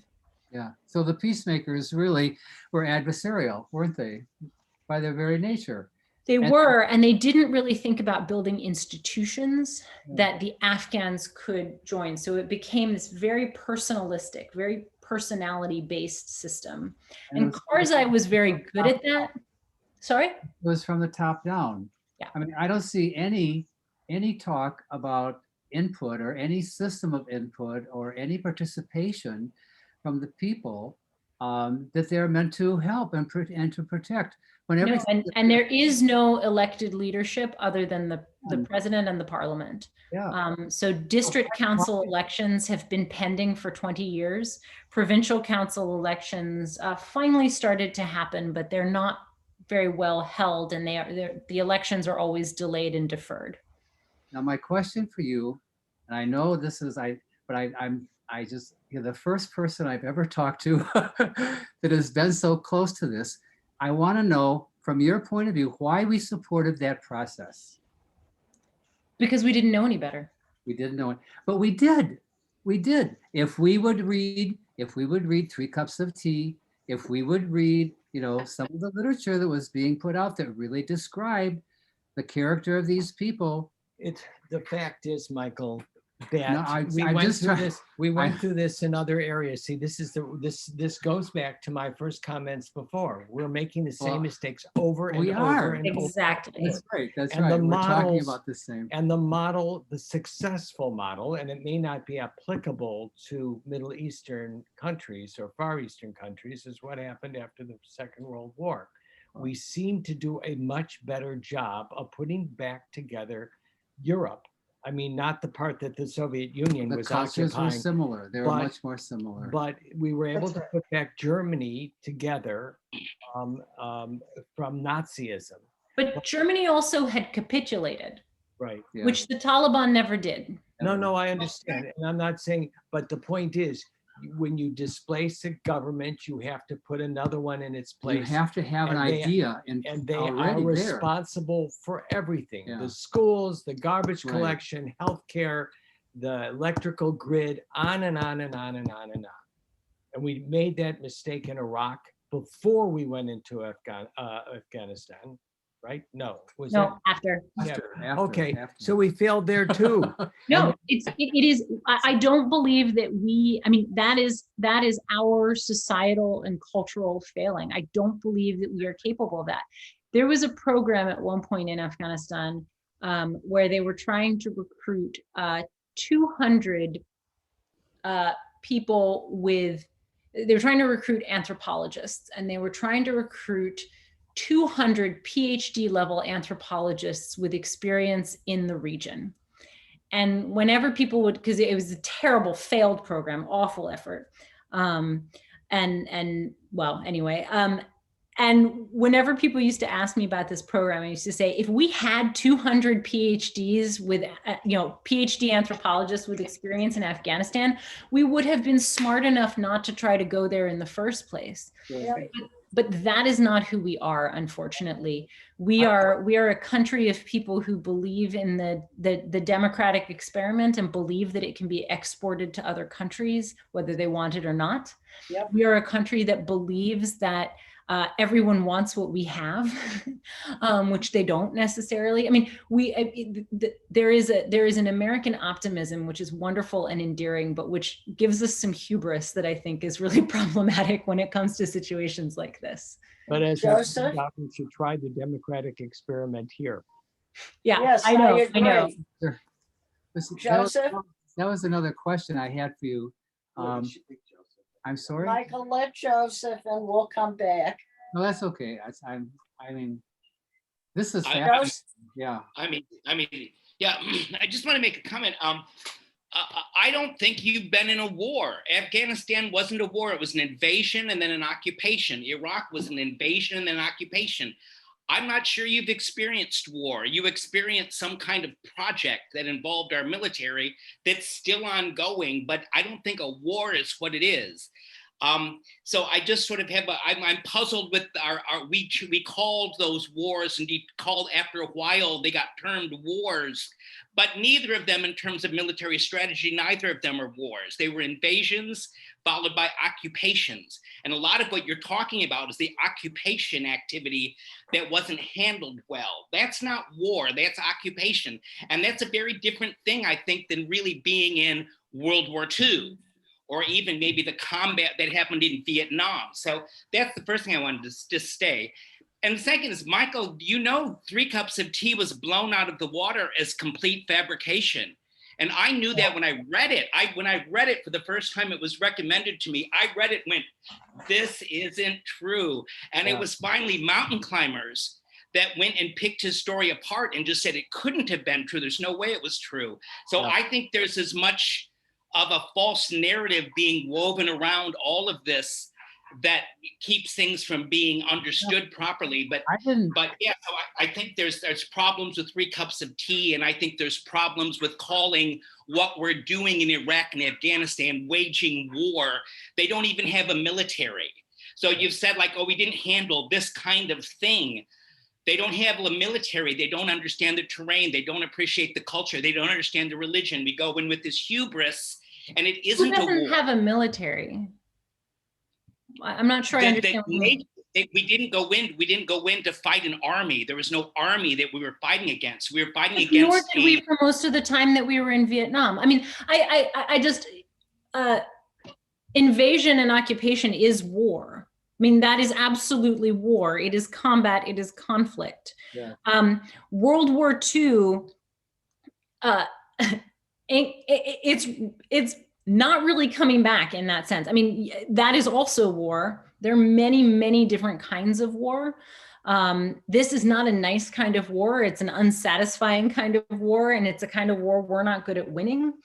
But World War II, as the sort of triumphalist conflict against an enemy that is well matched with us, is just not happening again. I mean, well, I hope not, because now everybody's got nuclear weapons. But you know, I think it's a mistake to say that it's not war. In part because I think it glorifies what war is in a way that I think it's a mistake to say it is war. I think it's a mistake to justify all of our behavior for now amounting to almost 40 years in the world, 20 years in one place, 20 years in another, and call these excursions war. We're waging war in Iraq. Is that what we're doing? We're waging war in Afghanistan. I don't believe we are waging war. We're doing something and we're involving the military, but I don't believe we're waging war. We're doing something and we don't even know who the enemy is. Isn't every conflict someone is the invader and the oppressor? I mean, I just find, you know, World War II is war because we were attacked and therefore we're going and fighting, or is World War II a war because it looks like a front? As opposed to guerrilla warfare. I mean, just because we're the aggressor in this situation doesn't make it any less war. I'm because sure. the enemy might not agree with you, but I hear you. Make it any less. So Joseph, I'm a little confused about the idea. Two adversaries. About the idea that labeling it a war somehow changes fundamentally the interaction that's going on there. Whether you call it a war or not, people are dying, the country is occupied, we're having trouble extricating ourselves because of conflicting political needs and interests. I'm not quite sure whether the label itself is important, or is it? We're kind of getting into definitions and the power of words rather than Korea was a police action. What's that? Whatever. Penelope? Korean War. I'd like to shift the conversation. Not because it wasn't interesting, but because there's several things that you've said, Becky, that I'm sort of hearing together. And you know, you talked about you know, being one of the only, sometimes the only woman in an area, and coming into the gym and what that felt like. You talked about your own PTSD and reclaiming all of your emotions as opposed to shutting down. You told of the anecdote, that's not the right word, that's too light, of seeing the remains of the child. Yeah, there's no nice way to say it. And the reaction, your reaction versus the reaction of the man you were with, of, you know, yeah, that's what it is, let's go. And what you told your staff. When women first started, in my lifetime, when women first started going into, you know, business and real jobs, you know, and things, we wore these little ties, and I mean, they were silk, but they were ties, and we wore suits. All right, I'll come get it in a while. Thank you. Always suits and things. And I remember being thrilled when one of the higher ups in a company I was working in said, you know, I was Penny then, Penny, you think just like a man. And I thought that was, oh, really? How wonderful. There are enough of us now that balance is changing somewhat, but slowly. I don't think war is ever not going to be here. You know, what really got me was seeing a Jane Goodall movie and seeing the war between the chimps. The chimpanzees, that there was a band of chimps that went out after another group of Right. chimps. It was, Joseph, even you would agree, it was war. And if that's that deep in our DNA, I don't think it's going to go away. But women often, we can express emotion without being less of a woman.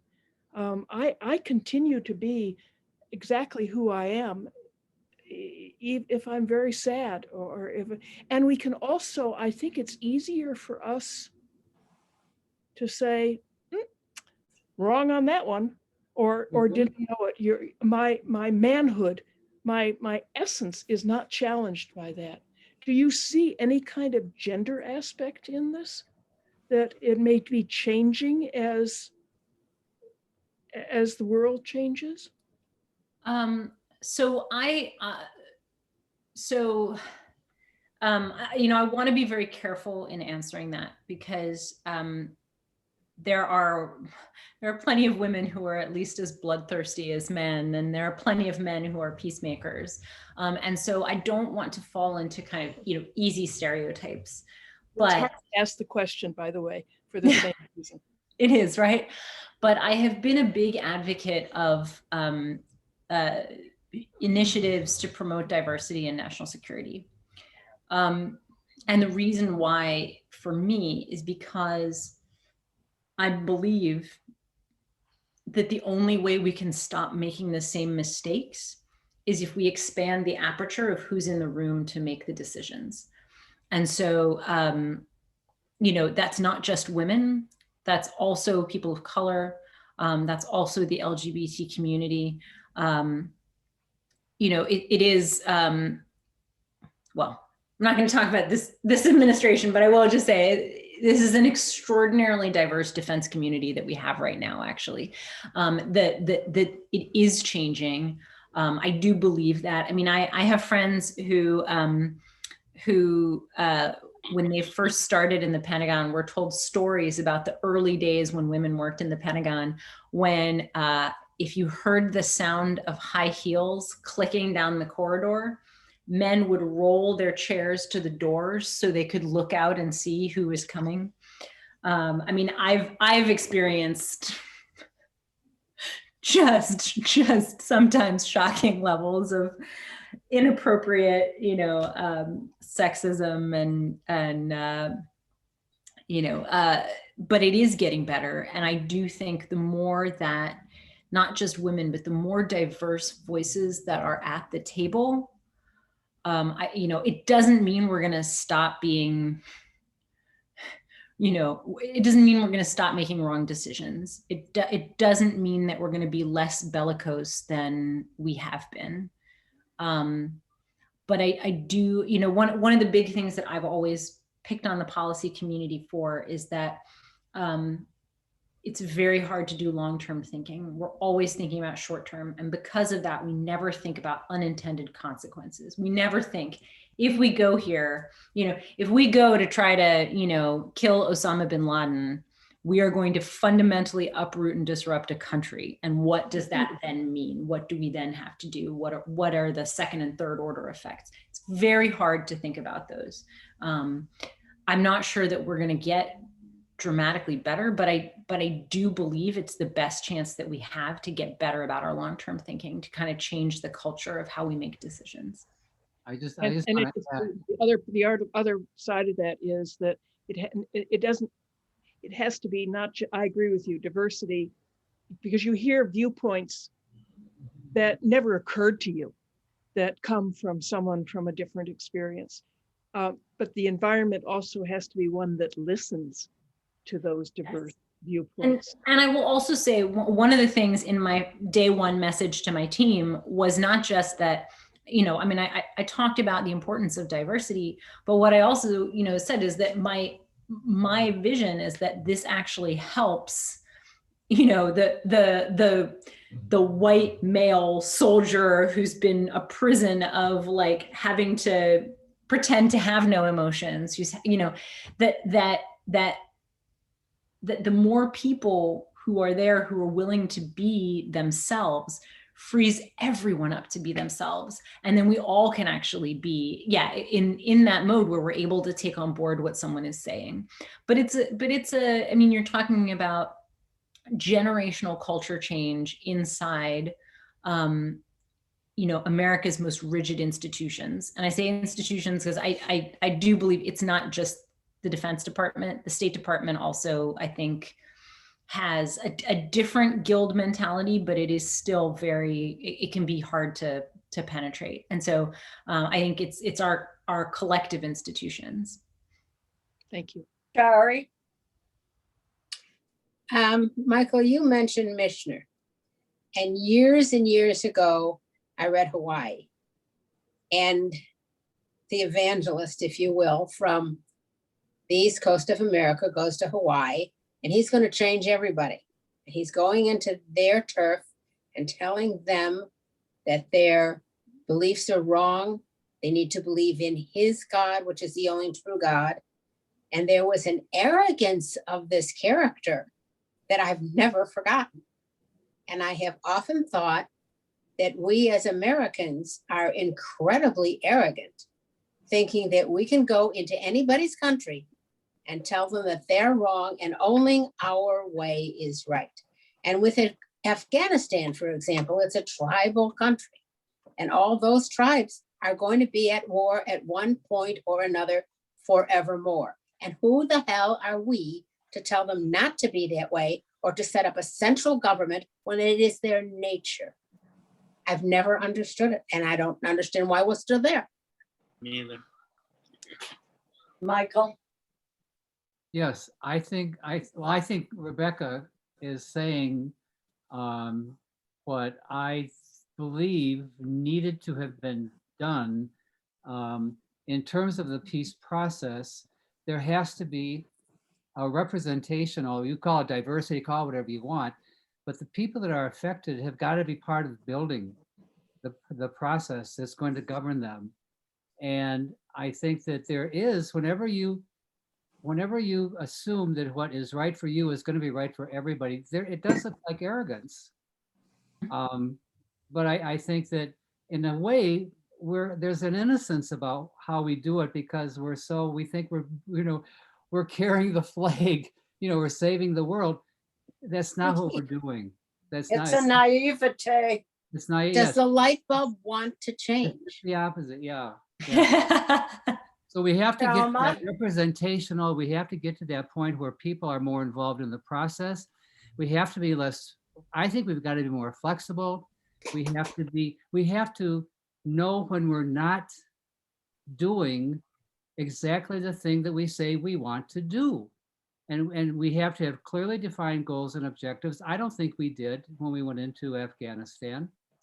I don't think we talked about a war model. I don't think we had a peace model, just like Iraq. I don't think that we had any idea in our minds what kind of educational system, which is why I mentioned 3 cups of tea. I mean, the whole purpose, whether it's fictional or not, the whole purpose is having institutions in mind that are going to be dealing with the people that you're going to be governing, or they're going to be governing themselves. So I think we have a long way to go, but I think we're dealing with institutions that move at a snail's pace. And I wonder, Rebecca, with all of this, I don't want to say anything, well, but I'm curious. All right, just forgive me if I'm going too far. Is there any feeling of betrayal on your part? I mean, you've given so much to the effort, and then you see that it's the nature of who you're working for that is kind of defeating the purpose of what we say we're all about. I just wonder if there's If that's an inappropriate question, just, tell me.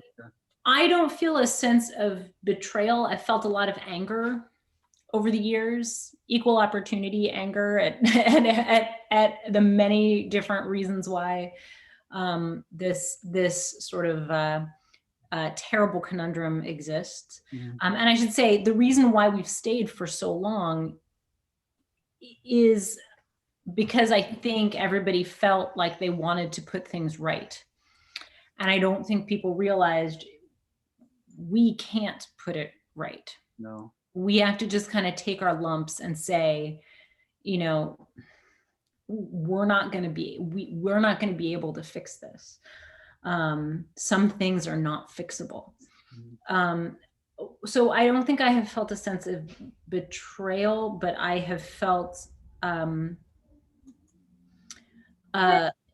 so in 2010, the work that I was doing with what was called the Village Stability Operations Program, we were building a force called the Afghan Local Police. And the theory was that this was going to sort of appropriately localize the conflict, that people were going to be able to protect their villages, under a system that was their local government, right, under their shura, their tribal council. And that we would support them, and it was supposed to be, it was supposed to be all of the sort of locally appropriate, the program was flexible to suit what the cultural traditions of the particular locality were, and on and on and on. And we really thought we were doing this the right way. Unfortunately, unfortunately, like everything, ideas that were good at the local level were captured by a system that really didn't know how to work with that. And so,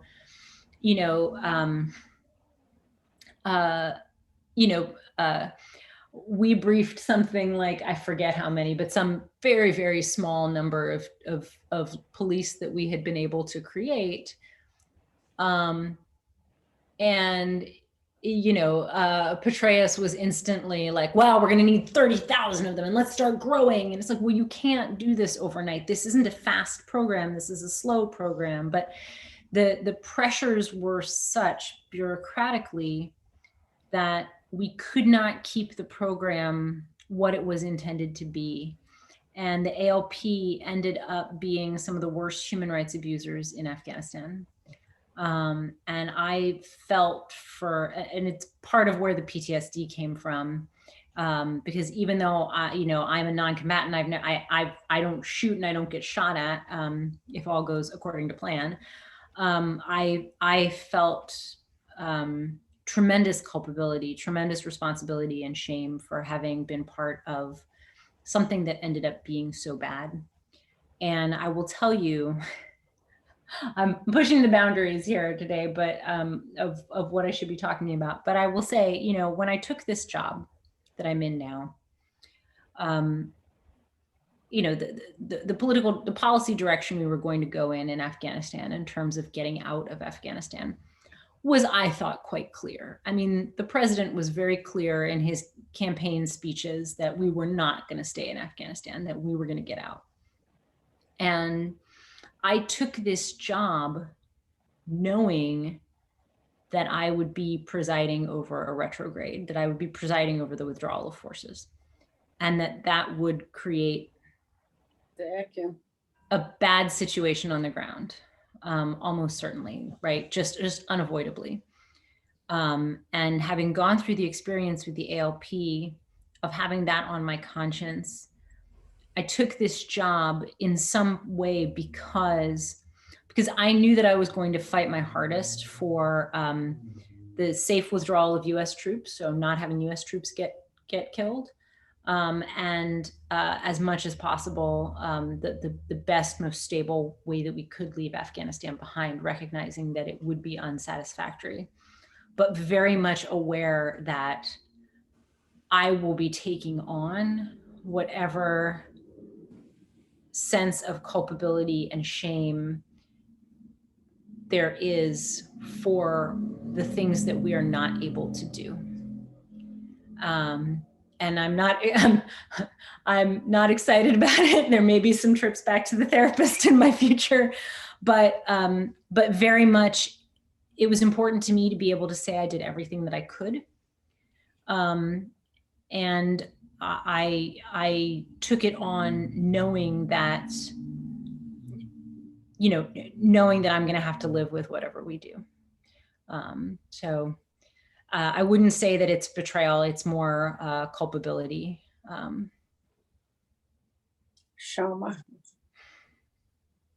Sorry, no, out. That's my son. They just walk into the room when they shouldn't be. I'm not muted.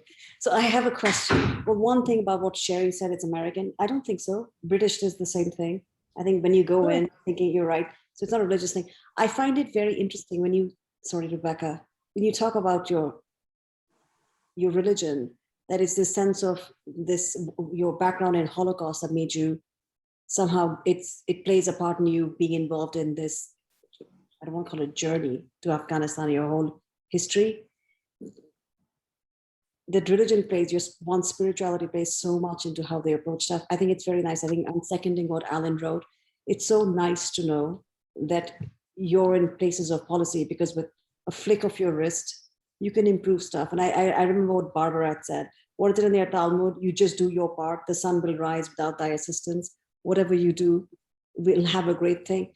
I was curious. Do you find, I find that very interesting, the spiritual beliefs of people.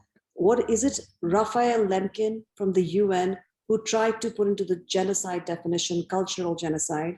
Because I think a lot of this plays into what you're talking about. One doesn't know the cultures of these places.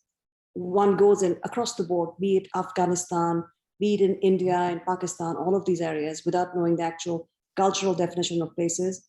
We draw up lines, we remove places. And I'm sure Indians would do it if we had any strength. We're just lazy. But the point is not knowing all that, not having some definitions of policies, because specifically in these areas by Afghanistan, not the Badakhshan, the areas where they have Ai Khanum, these wonderful structures, when there's a vacuum, they go and just remove their culture, things stolen from the museums, that's their history completely gone. But in the next country over, sometimes the governments protect those places. So are there any, I know you cannot talk about current things, but it's so heartening knowing you're in places of power, that this idea that if you have a government that goes, because we do hide an empire. The United States has had empire building in the history. We've been in Philippines. I mean, for God's sakes, we've covered so many areas. To be able to say, protect cultures of places, I think that would be so useful. It makes Americans in general, like I would like to know, I didn't know Philippines was part of Spain. I mean, sorry, part of US. All this history that we don't know, I think it's very important for everyone to learn, even in school, so that you're in places of policy. Perhaps those are things that you can, one in your position, not you now, someone in your position in the government would be able to sometime at some point, in a very similar governmental position, to be able to show, actually educate the people. So then it affects voting, it affects who you vote into power, it affects what one does. I think it's so important. So I just find the same thing. You talked about your religious beliefs, and I saw that same thing in Raphael Lemkin. Is it the Jewishness, this idea of brotherhood, that propels your work?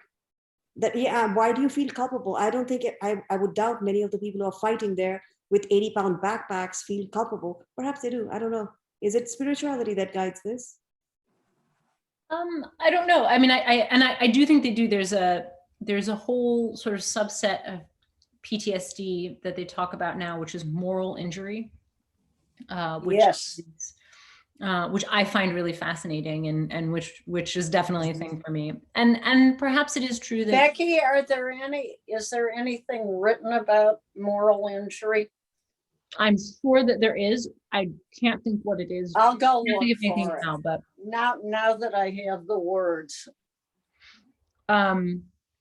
But yeah, but it is essentially having to live with the things that you have done. And I know that I know that is a thing that a lot of people struggle with. So I mean, I very much kind of second everything that you've said. I think that it is something that should be discussed and taught and understood more than it is. And this is maybe slightly off topic, but one of the things that you were talking about, the sort of the Judaism and the spiritual kind of common brotherhood. One of the things I should say is that a thing that people are often surprised by, I talk about being Jewish a fair amount in Afghanistan with Afghans. And I have always had just unmitigatedly positive results when I have. I mean, I'm not I don't push it on people or anything, but when we start talking about, culture and tradition, I will say, well, in my culture and my religion, and people are always curious. And actually, I've had a number of Pashtuns who will tell me that, of course, the Pashtun are one of the lost tribes of Israel. And there is actually some legitimate evidence to suggest that they might be. But anyway, I found, and the same thing, I actually do a lot of work on the Philippines as well, oddly enough. And it's the same thing there when I actually became kosher because when I was spending a summer in the Philippines, people used to ask me what Jews couldn't eat. And so I was like, I don't really know, other than pork. I don't really know. Let me do some research and get back to you. And that's how I learned what kashrus was and why I ended up becoming kosher. I'm no longer kosher. That is somebody who's eaten bacon twice today, oddly. I just moved in. I have no food in my house. I have very few things. It's not a lot of choice. Anyway, but Bought it. But it's funny. I have always found that when I can offer a bridge, most of the time people, will meet me halfway on it. And I learn so much more that way. Anyway, that's not really an answer to a question, but yes, no, I agree with everything that you said. Sherry? We have Anne Frank's diary. Is there an equivalent that somebody has written from Afghanistan?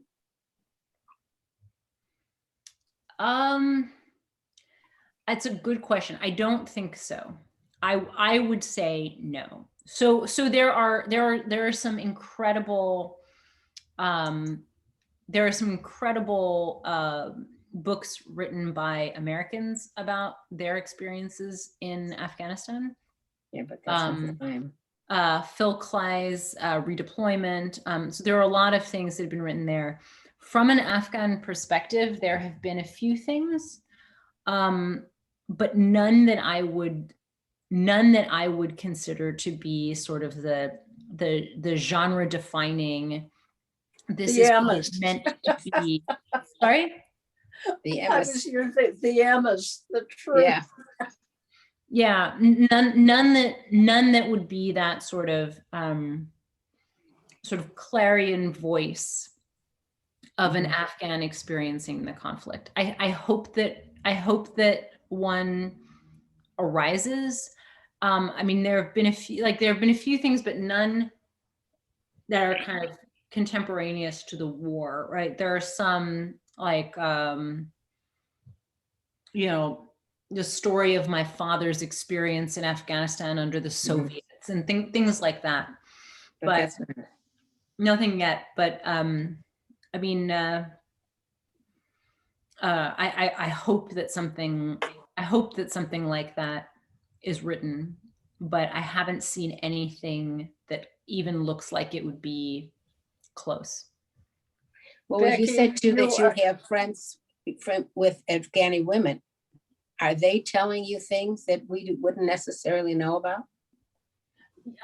Yes, but also there was actually an Afghan women's it